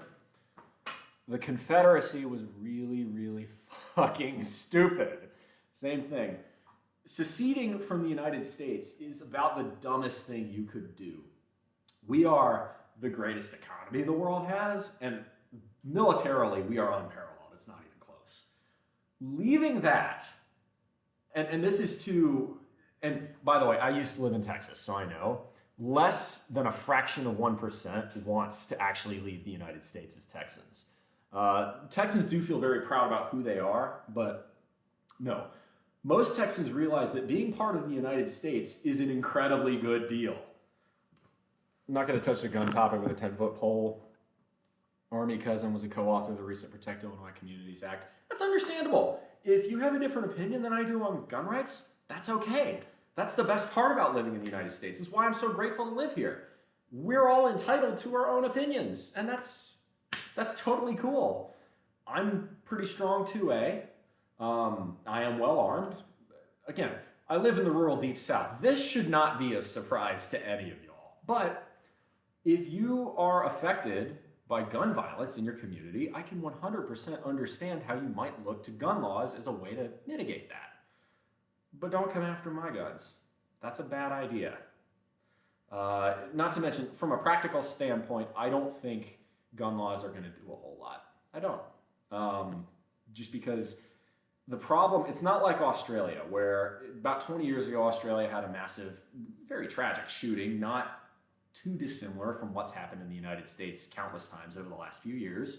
And then they did a massive gun buyback program, and a lot of Australians gave up their guns. That, even had we attempted that 20 years ago, 30 years ago, whatever, would never have worked in the United States. The culture of gun ownership is integral to the American identity. This goes back to even before the United States was a country. The biggest difference between the French and Spanish colonies and the English colonies is that England allowed their citizens to own firearms. The English military was very, very small before 1775 on the continent because England relied on its citizenry to create militias, and those militias were what won the United States its independence. That is so core to the American identity. The idea that take up arms, to fight tyranny, either domestic or foreign, that you cannot separate that. You cannot get rid of that from the American psyche. It can't be done. You can try, but it's just not practical. This is a country where we have more guns than people. You could try a gun back. You could try gun buybacks all day long, but it's not going to work. Especially as the rise of 3D printing comes, you're going to get 3D printed guns. It's not good. Practically speaking, you can still believe in gun laws. I understand that. I understand the desire to have a safer community. But you're never going to disarm the United States, especially not the rural United States. It's just not going to happen. It's also why no country would be insane enough to invade. Any country who tried that would get fucking demolished, and it would be a very quick fight. I'll put it that way. Honestly, if you invaded the United States, the U.S. military could sit back and just watch, because the U.S. citizenry would fucking demolish anybody stupid enough to try. It's that simple. You'd have to be an absolute madman to even think it. I'll put it this way. Even in the darkest days of World War II, when Hitler was at his strongest, even Hitler knew that was a bad idea. And that guy thought it was an intelligent idea to take on the Soviets, for God's sake, while fighting a front in the West 20 years after the Germans tried that in World War I. No. You would have to be truly insane to attempt to do that. It's just not. No, America's too strong. We can't do it. You're not gonna win. You couldn't do it. The U.S. government isn't capable of doing it. Nobody is going to disarm the United States populace. It's just not going to happen. Plus, just from a purely selfish economic standpoint, my home state here of South Carolina produces what might be called metric ass ton of guns. Like, the firearms industry is a huge driver of the South Carolinian economy. We've got a large number of firearms manufacturers. Here, even in my small little town, there's a boutique rifle manufacturer that makes some of the best high-precision rifles. We're talking $10,000 rifles here in the country. They're known really well. I'm not going to tell you what it is, because then I give away where I live, but Yeah, no, it's not happening. I agree with your points. Hey, Kansas Rowlett. All right, welcome in from the Sunflower State, I presume. I agree with your points. Well, that's great. And you have the right to agree with me. You have the right to disagree with me. I've had actual communists on this stream before, and you know what? They're chill. It's fun. If you only surround yourself with people that agree with you 100% of the time, you get into an echo chamber and you never learn. And when you never learn, you never grow and improve as a human being. If you've never changed your opinions on something, that's on you. You are not that smart. Nobody is that smart. Everybody has the right to change their opinions. We don't have gun crime in Evanston, but Highland Park kind of shut the door for me. I don't know why people love guns so much they don't get it. They sit in a safe 90% of the time. No comment. What's the point? Okay, so from Kansas originally, but I live in Hawaii. Bro, get out. Okay, so I want to talk to you. Stay in this chat, please, because I got an offer from an employer. Think about what a nuclear engineer might do in Oahu, and I'm strongly considering moving out there. So please, please, please, Kansas Rowlett in particular, stick around in the chat and check out the Discord, because I've got a lot of questions I'd love to ask you and talk to you about. Not a charisma, I don't get people to fetishize them. Yeah, no, so I'm not... There's a term called amosexual, which I think is quite funny. I have a lot of friends who might be described as that by people who are less prone to guns. I'm not one of those people. But I do own guns. I'm not going to say which ones. Those on my Discord have seen my shotgun. It's just a basic old Remington 870. I would call it the Toyota Corolla of guns. Of shotguns. It's simple, it's reliable, it gets the job done. I may or may not have more. I'm not going to say on stream. But personally, a shotgun, for me, if you want home self-defense, nothing's going to be better than a shotgun for two reasons. One, you don't have to be very accurate with a shotgun. All you got to do is get somewhere in that vicinity and you're going to take down anybody. The second reason is a pump-action shotgun. That noise will drive off 90% of criminals without ever having to fire a shot. You can't do that with a Glock. You can't do that with a rifle. You can pull the trigger back, but it's not as intimidating as a shotgun. Most criminals who hear that pump noise immediately fucking bounce. Now, I live out in the boonies, so I don't have to worry about criminals out here. Not really. I can leave the doors unlocked, and like my town is basically, if you've ever watched the Andy Griffith Show, it's that but with more Confederate flags. It's like if you cross my show, or if you cross my town would be if you cross the Dukes of Hazzard and the Andy Griffith Show. That's my community. Who you got in the Egg Bowl tonight? I'm taking State as an upset because fuck Lane Kiffin. That's why. I'm really hoping it's State. I'll put it that way. That would be who you got in the Egg Bowl tonight. Honestly, I just want to see a good show, and the Egg Bowl never disappoints. If you want to see America and the South at its finest, watch the Egg Bowl, because that's Ole Miss, Mississippi versus Mississippi State. For those of you who don't know what the Egg Bowl is, it is the most bonkers game in the SEC. The score is completely irrelevant. I'll put it this way. You could make the IDF play for Ole Miss and Hamas play for Mississippi State, and it would be less bonkers than it already is. That's how wild, that's how wild the Egg Bowl is. Honestly, the Egg Bowl is reason enough to keep the state of Mississippi around. A lot of people like to shit on Mississippi, and there's a lot it does wrong, but there's some things Mississippi does right. I like Mississippi. But so as far as the shotgun's concerned, if you've ever gone skeet shooting, you know just how fun owning a shotgun can be. The other reason I like shotguns they're affordable. A shotgun, you can find a Remington 870 new for a couple $100, used for probably even less. They're very easy to maintain, they're very reliable, and shotgun ammo is generally cheaper than rifle ammo. So there you go. Just anti-amosexual in favor of sensible laws. People say take them all, but I don't get the people who need a long gun to go to the grocery store to feel safe. Yeah, there's a fine line. I personally, I don't take guns wherever I go. If I were going to a really sus area, I might consider strapping, but frankly, I'm big enough to where most people who are going to try some shit are going to find an easier target, just because are you really going to fuck with the 6'3" dude who very clearly lifts? Probably not. All right, Kansas, I've got a ton of questions to ask you. You live in Hawaii. What island do you live on first, if you don't mind me asking? Because I would be moving to Oahu. You can guess what a nuclear engineer might be doing in Hawaii. I don't think I need to say it, but first, I gotta pee. Excuse me for one moment.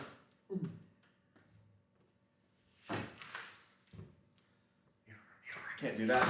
Stand by. I gotta take this. Give me just 1 second, y'all. Oh, God.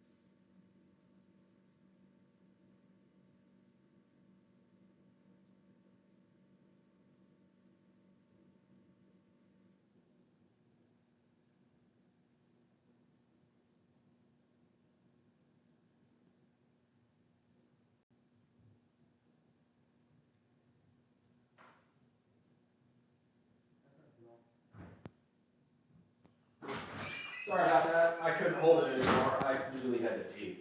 I'll explain one other reason real quick that I am in favor of gun rights, and Love Will, maybe this is one that you as a Yankee don't quite understand.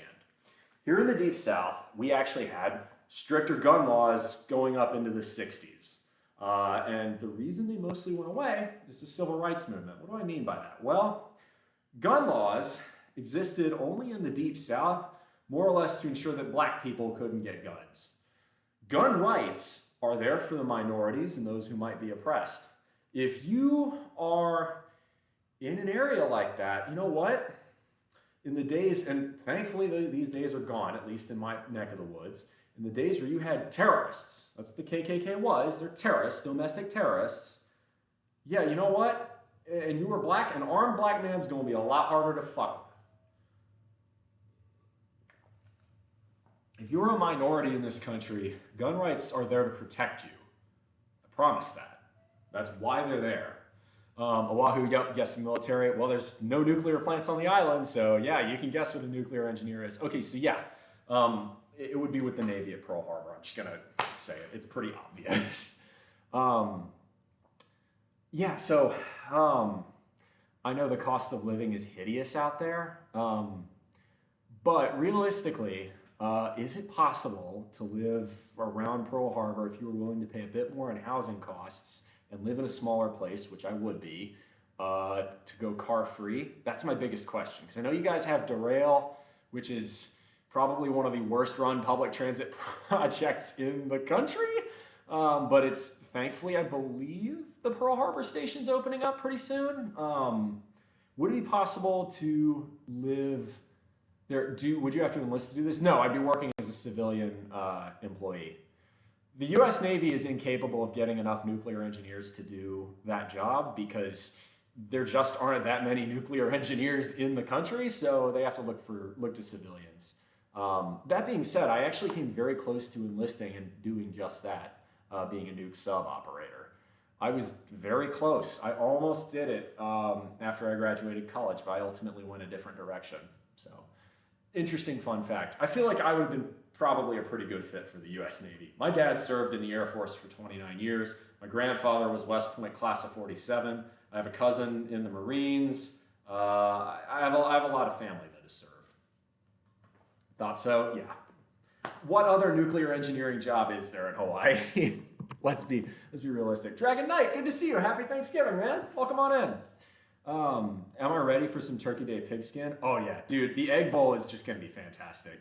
If you've never watched the Egg Bowl, do it. I promise you, you may not understand it, but you will be entertained. I promise you. Why don't you move to New York? I think there's a nuclear plant on Long Island. What part of Southerner do not like snow was unclear? No, hard pass. Okay, I'll put it this way. If I had to move to New York, I would move anywhere but the city. Cost of living there is too high. Actually, I did for a long time look at the nuclear plant up near Oswego, but then I decided, yeah, 200 inches of snow a year sounds like death. So, nah. Instead, the only reason I pick Hawaii is because I'm a beach bum, and honestly, I just like playing in the waves. And come on, I'm not trying to be immodest, but bro, if you had this going on, wouldn't you want to be on the beach shirtless too? You said you were looking at Pearl Harbor? Yeah. So I'd want to live, ideally, I've looked at like Aiea, the Salt Lakes area, which is like most of that's gated communities, but there are a few towers and apartment blocks there. I don't need a big place. I would just need a place. I'm willing to do roommates, like all that shit. But I would really love to not own a car because the cost of car ownership in Hawaii is really high. And I know traffic on the H1 is notoriously horrific. Plus, I feel like, right, I know Hawaiians are a bit closer to the way Washington State is about the environment. If there's one other critique I'd have for the Deep South, is that people don't care as much about the natural beauty of the land as they should. I think the word is the aina out there in Hawaii. I feel like I would really try to be as good to the environment as I could if I moved out there. The other thing is, too, I get that a lot of Hawaiians get pretty pissed off at people who aren't, native to the land. Obviously, they get mad at tourists, and there are good reasons for that. But, if I were moving out there, okay, so a little backstory. When I was a young kid, my dad was stationed in Okinawa Island. And Okinawa has a substantial military presence from the United States there. Unfortunately, granted, usually it was the jarheads, the Marines, that would cause problems. There would be some military personnel who would piss off the locals. And my dad had to do a lot of PR and a lot of, trying to smooth out the bumps that would happen. Because look, you put some 20-something-year-old jarheads on the military bases there, they're going to do some stupid shit occasionally. You gotta be ready for that. My dad was in an officer position, so he learned a lot about how to respect the local culture, respect the local population, and obviously, if I was going to move out to Oahu, I would want to do the same. This is one of the issues I'm very passionate about. I am believe it or not, I might be a redneck, I might live in the deep south, but I am very strong supporter of keeping the environment in very good shape.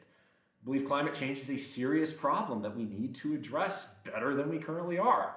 I personally believe nuclear power is a huge part of that solution because, duh, I am a nuclear engineer, but environmental laws, things like plastic waste in the ocean, it's a huge problem. I mean, that's going to cause fish populations to decrease. God knows what it's going to do to our own systems in terms of like microplastics, but if I was going to move out to an island as beautiful as Hawaii, I would want to do, an island as beautiful as Oahu, a state as beautiful as Hawaii, I would want to do everything in my power to make sure, I preserve the environment too. And I know there are a lot of cleanup groups and such out there, so I would probably volunteer to do that.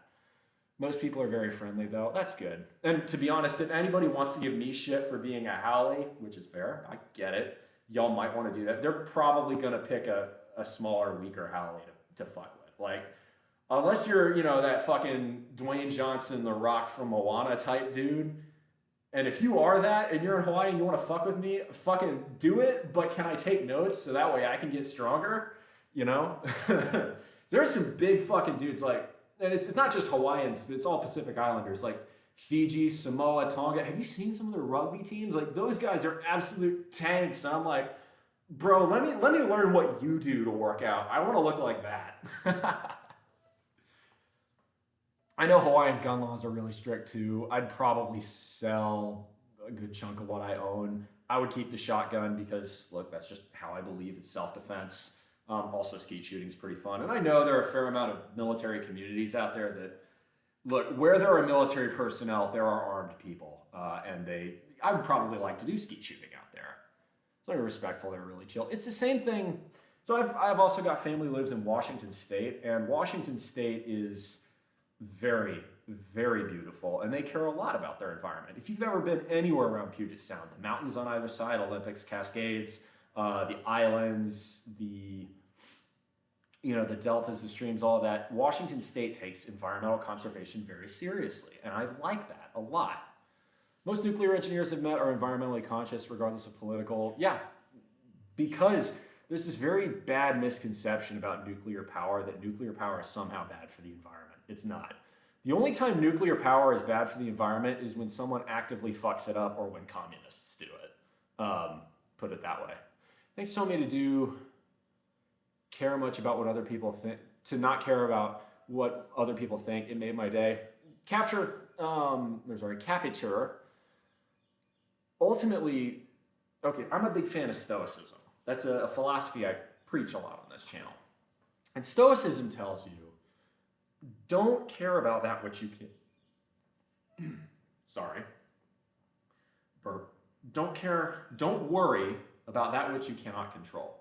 You're never going to be able to really do more than just influence. You're never going to control what other people can think, unless you get some weird hypnosis mind control powers, in which case, bet, that's pretty cool. But you probably aren't going to have that. So stop worrying about what other people think. Improve for yourself, make decisions for yourself, and be the best version of you that you can be. And if people don't like that, that's their problem, not yours.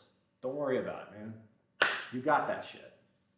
Having a car is a nightmare in Hawaii. Luckily, the bus system and the rail is partly open. That's what I thought. I know their bus systems are pretty good, but that's awesome. So cars aren't 100% necessary. Now, for what it's worth, this is another one where you wouldn't expect me, you'd think living out here in the sticks where gas prices are still really cheap, I would have a big stupid truck. Nope, I drive a couple years old Chevy Volt because it's efficient, it's the right size for what I need to do, and it's actually, I think it looks pretty good, and it's a fun little car. A Volt, if I was going to move to Hawaii, a Volt or some other hybrid would be what I would pick as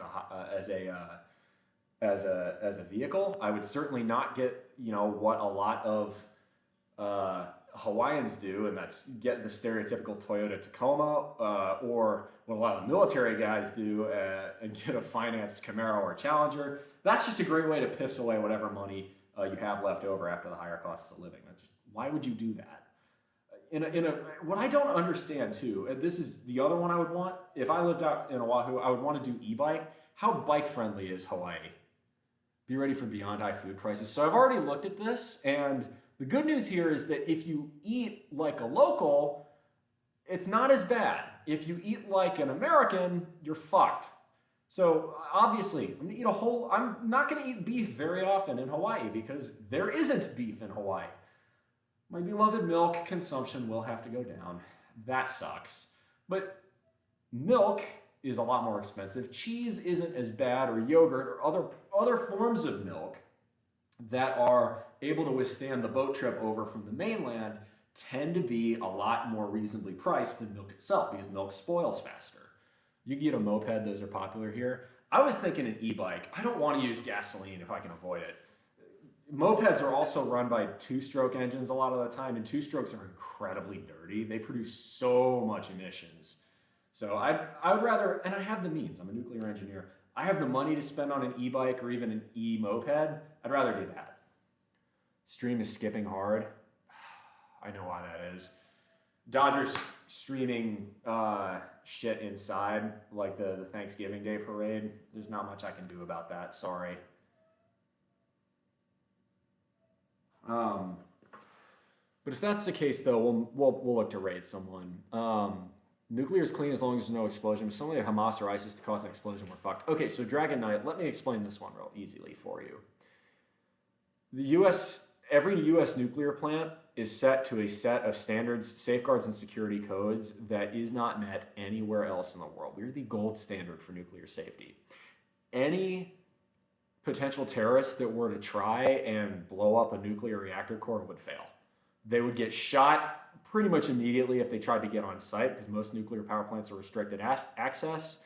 If they attempted to get into the core and damage it, wouldn't really do much because every core is protected by a solid concrete containment unit here in the United States. This is why, this is a big part of the reason Chernobyl was as bad as it was, is because Chernobyl was built poorly. It did not have a containment facility. It was the main reason is that Chernobyl was run by communists who were fucking stupid. Chernobyl is the poster child for why the Soviet system doesn't work. But wish more people knew that about nuclear power. One part about my industry I hate is how little we care about the environment. We're responsible for telling others to be environmentally unfriendly. Yeah. So another one too is like if you were a terrorist, you really wanted to do damage, you could blow up an oil refinery like that. And oil refineries blow up every so often just due to worker incompetence or just, mishaps that occur. The difference is that the oil and gas industry is powerful enough to lobby the US government for far less strict standards of safety and environmental. As a result, oil and gas is on its face a lot cheaper than nuclear, but it's because we subsidize the negative costs of oil and gas, the pollution, the emissions, the leaks, the water, the water poisoning, the air poisoning, all that shit. Whereas with nuclear, we make the regulations so stringent because we're so scared of what could happen that it becomes economically uncompetitive. If there's a sleeper cell, someone who lives in the US ends up getting a job there, ain't gonna happen. I promise you, the amount of safeguards, the amount of redundancies we have to prevent nuclear meltdowns on any reactor, it's why the US nuclear program is so expensive. It's because we have over-engineered everything for every nuclear reactor. Doesn't matter if it's boiling, doesn't matter if it's pressurized, doesn't matter if it's Gen 1, Gen 2, Gen 3. They're all overbuilt. I promise you that. People are good driving here, so biking's possible. Just depends on who your building is. I've had dip tobacco. I've had cans of dip thrown at me on rural roads in Texas for biking before. Hawaiians can't be that bad, can they? What are you guys doing for Thanksgiving? Dodger's cooking up a storm. You're gonna want to ask her for that one, Mikey. She's cooking up turkey and stuffing and gravy, and I'm making a sweet potato or two, but it's gonna be great. I had all-you-can-eat sushi. Oh, Kansas. Okay, I want to hear this. Foodland or Costco, which has the better poke? Because I adore poke. It's like probably one of my favorite foods. I went to all-you-can-eat sushi yesterday, and I blew that fucking place. I had like 5 plates. It was awesome. But I might like poke even more than I like sushi. Because it's perfect. It's got all those delicious fresh ingredients and the fish, and the pineapple. It's just it's so good. Who's got the best poke? Because I fucking love poke. Honey butter sounds so good right now. Did you see Dodger making hers last night? It's a shame. Oh, okay, Foodland. All right. I'm so fucking stoked on trying that.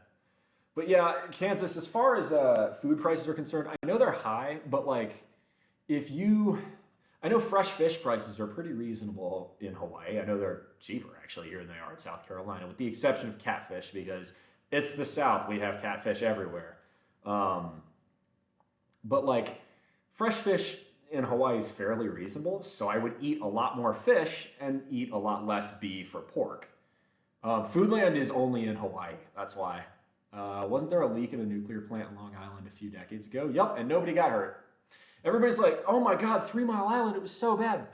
0 people died from 3 Mile Island. The average radiation dose of 3 Mile Island for even the workers in the plant is less than the average radiation dose you get from a cross-country flight from LaGuardia to LAX, or JFK to LAX. I don't know which one flies where.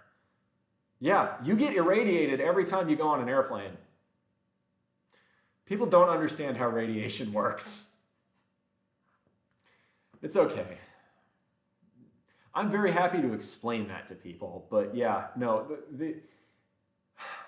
the average American does not understand nuclear power. The average American thinks The Simpsons is a good representation of what nuclear power looks like, and that every nuclear power plant emits this weird green goo that makes fish have 3 eyes. Fuck Matt Groening. That's all I'm going to say about that. Matt Groening has done more damage to the US nuclear industry and therefore US carbon emissions than probably everyone not named the Koch brothers.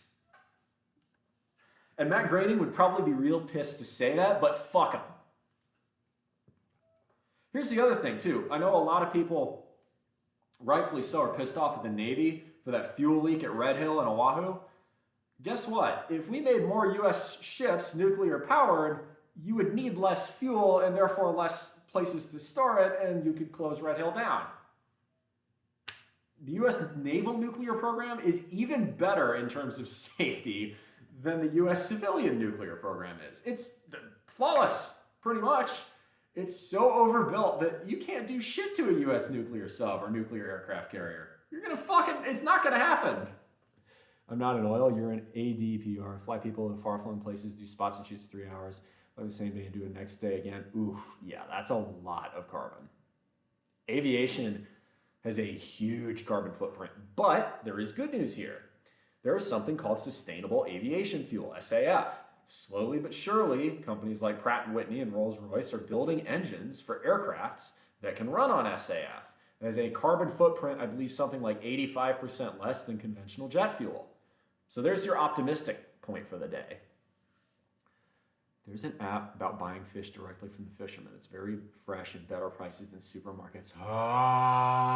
Oh, Kansas, I am so glad you stopped by that stream. I'm writing that shit down. Yes, please.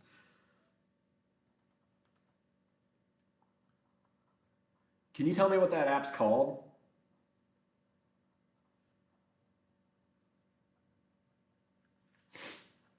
People sell cheap food on the side of the road. It's normal here. Okay, so last week, my mom had her 60th birthday, and we took her to Puerto Rico as a birthday present because she lives in Washington State, and Washington State is cold, dark, rainy, and depressing in November and December and January and February. So as a result, we took her there, and we had a really great time. But Puerto Rico does the same thing here. People sell cheap food on the side of the road. They do that in Puerto Rico as well, and it's fantastic. Big Gay Mikey, the top 1% pollutes more than the bottom 60%. Yeah, but you got to remember what the bottom 60% of the world is, okay? That's going to be pretty much all of the continent of Africa, most of India, a good chunk of China, and a large part of the other underdeveloped countries or developing countries in the world, right? These are going to be a lot of places that still don't even have reliable electricity, right? Of course, they're going to pollute more. Yeah, the top 1% needs to do better on this. Actually, weirdly enough, I actually was talking to somebody about installing solar panels on my roof here. I'm thinking about doing that. You cool haircut? Do I always have a mohawk? Yeah, I made a bet with my channel to get to 1,200 subscribers followers by the end of last year, and they did it. And I went to a mohawk, and I kind of like it, so I'm keeping it now. I'm trying to remember. Hold on. All right. Hey, take your time. If you can't find it now, just throw it in the Discord later. Because Kansas, yeah, I got tons of questions to pepper you with as well. But yeah, unfortunately, the top 1% of the world definitely does pollute more than the bottom 60%. India's done a pretty good job of lifting people out of poverty these last couple decades. They sure have, but India's environmental record is also appalling. And frankly, here's the big elephant in the room nobody wants to talk about. The world's overpopulated. The world was not meant to have 8 billion people, and it's going to be very difficult to convince the developed world if we wanted to have a sustainable world right now, everybody, all 8 billion of us, would need to live on about the same carbon footprint as the average Bangladeshi. Good luck convincing the Western world to do that. I mean, even if you want to say it's the morally right thing to do, nobody is going to sign up for that. The answer is we have too many people on this planet. Our resources are finite. So the biggest thing you can do if you're really concerned about emissions is to not have children if you don't want them. If you do want them, have one or two and then adopt the rest. There you go. It's the ugly truth, but it's the truth.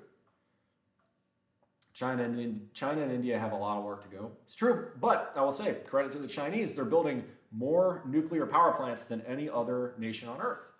Chinese also, because of their economic slowdown in recent years, are, I think, starting to hit their peak emissions. Per the Paris Agreement, they weren't supposed to hit it until 2030.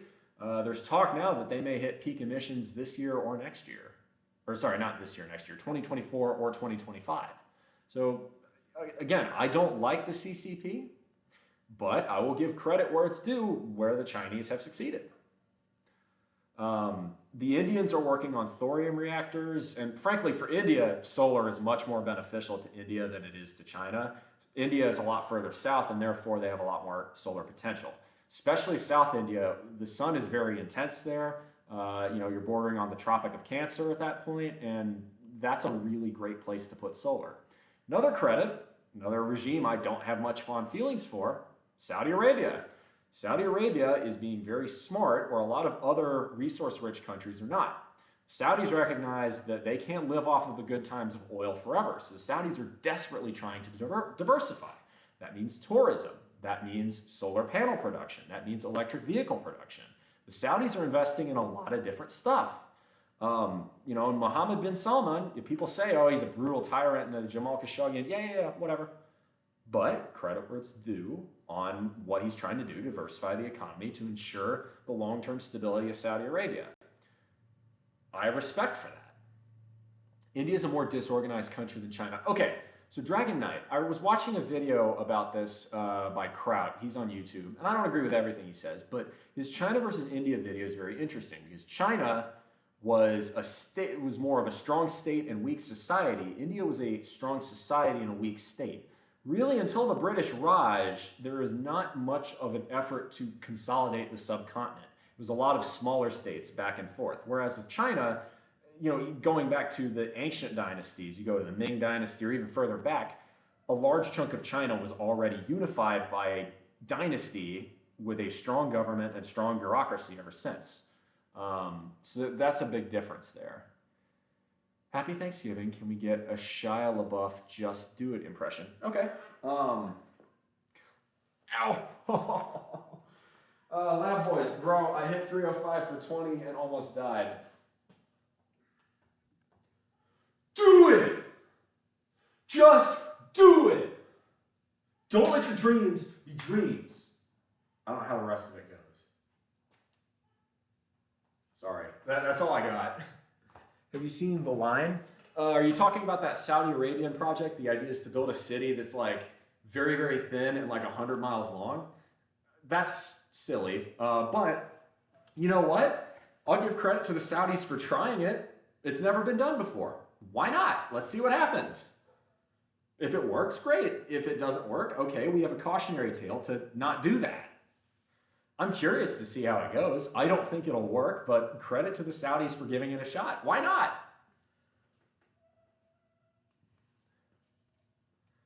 That's getting clipped. Oh, by the way, let me give a shout out to my boy Lab. He's putting out some dope-ass content. There's going to be more coming in the upcoming days and weeks, including some of the cliff jumping that yours truly and he did in the great Puerto Rican jungle. And on beaches in Puerto Rico and all sorts of other places in Puerto Rico. Puerto Rico is fucking great.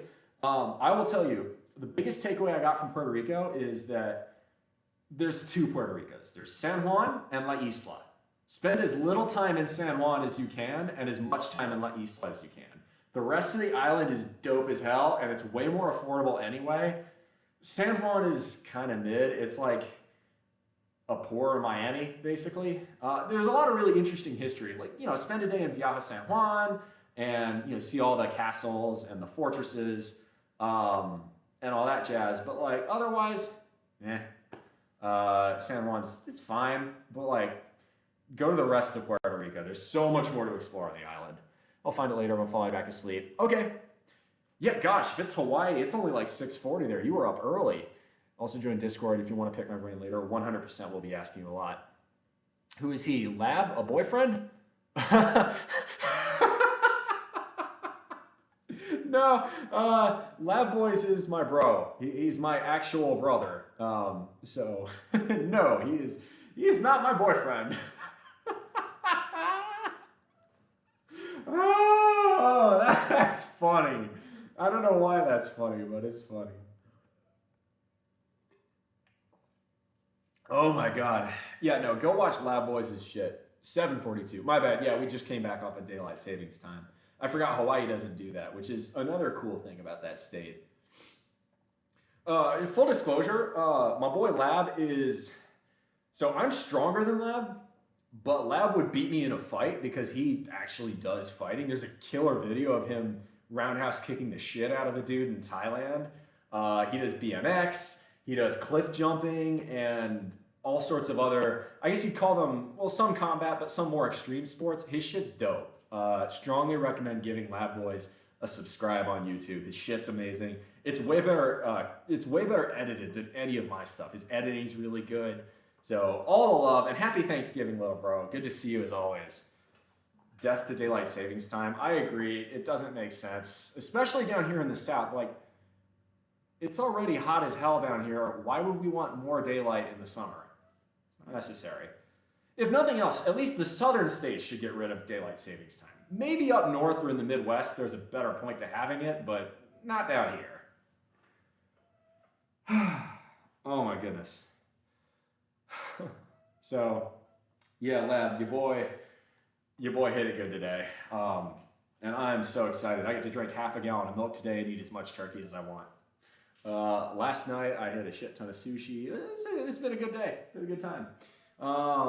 Daylight savings is whack. I agree. Like, especially in Texas or New Mexico. The only other state I know that doesn't do daylight savings time is Arizona. Because again, who wants more daylight and more heat in Arizona? All right, good night. Glad to meet you. Thank you so much for coming by, Kansas Rowlett. And if I ever move out to Oahu, let's meet up. First poke is on me. How about that? That would be really cool. I'd love to have some Hawaiian friends.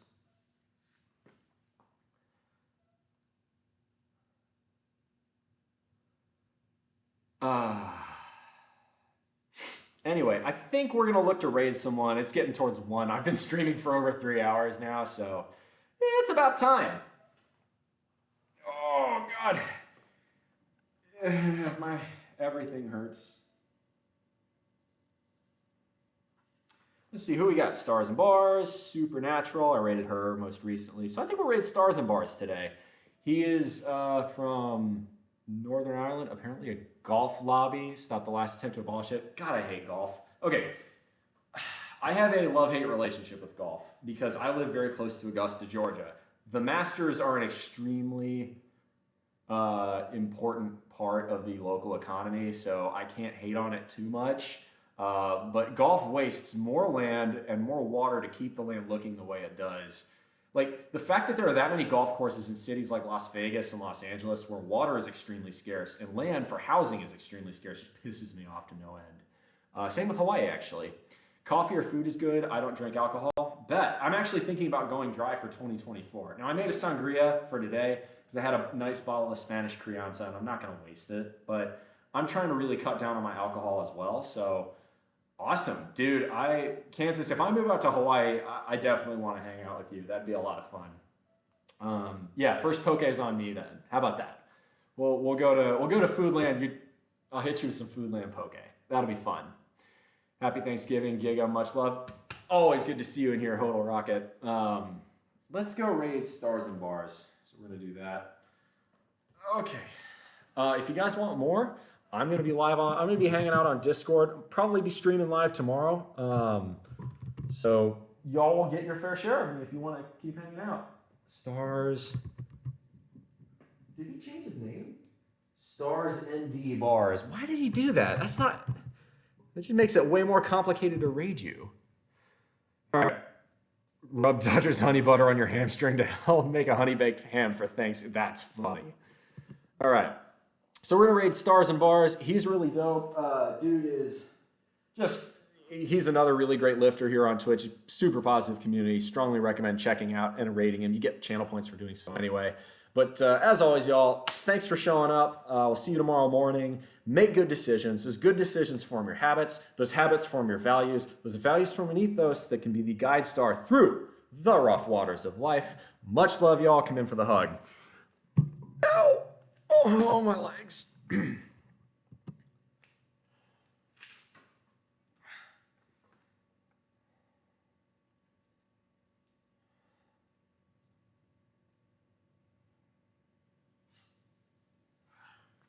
All right, YouTube, that's it.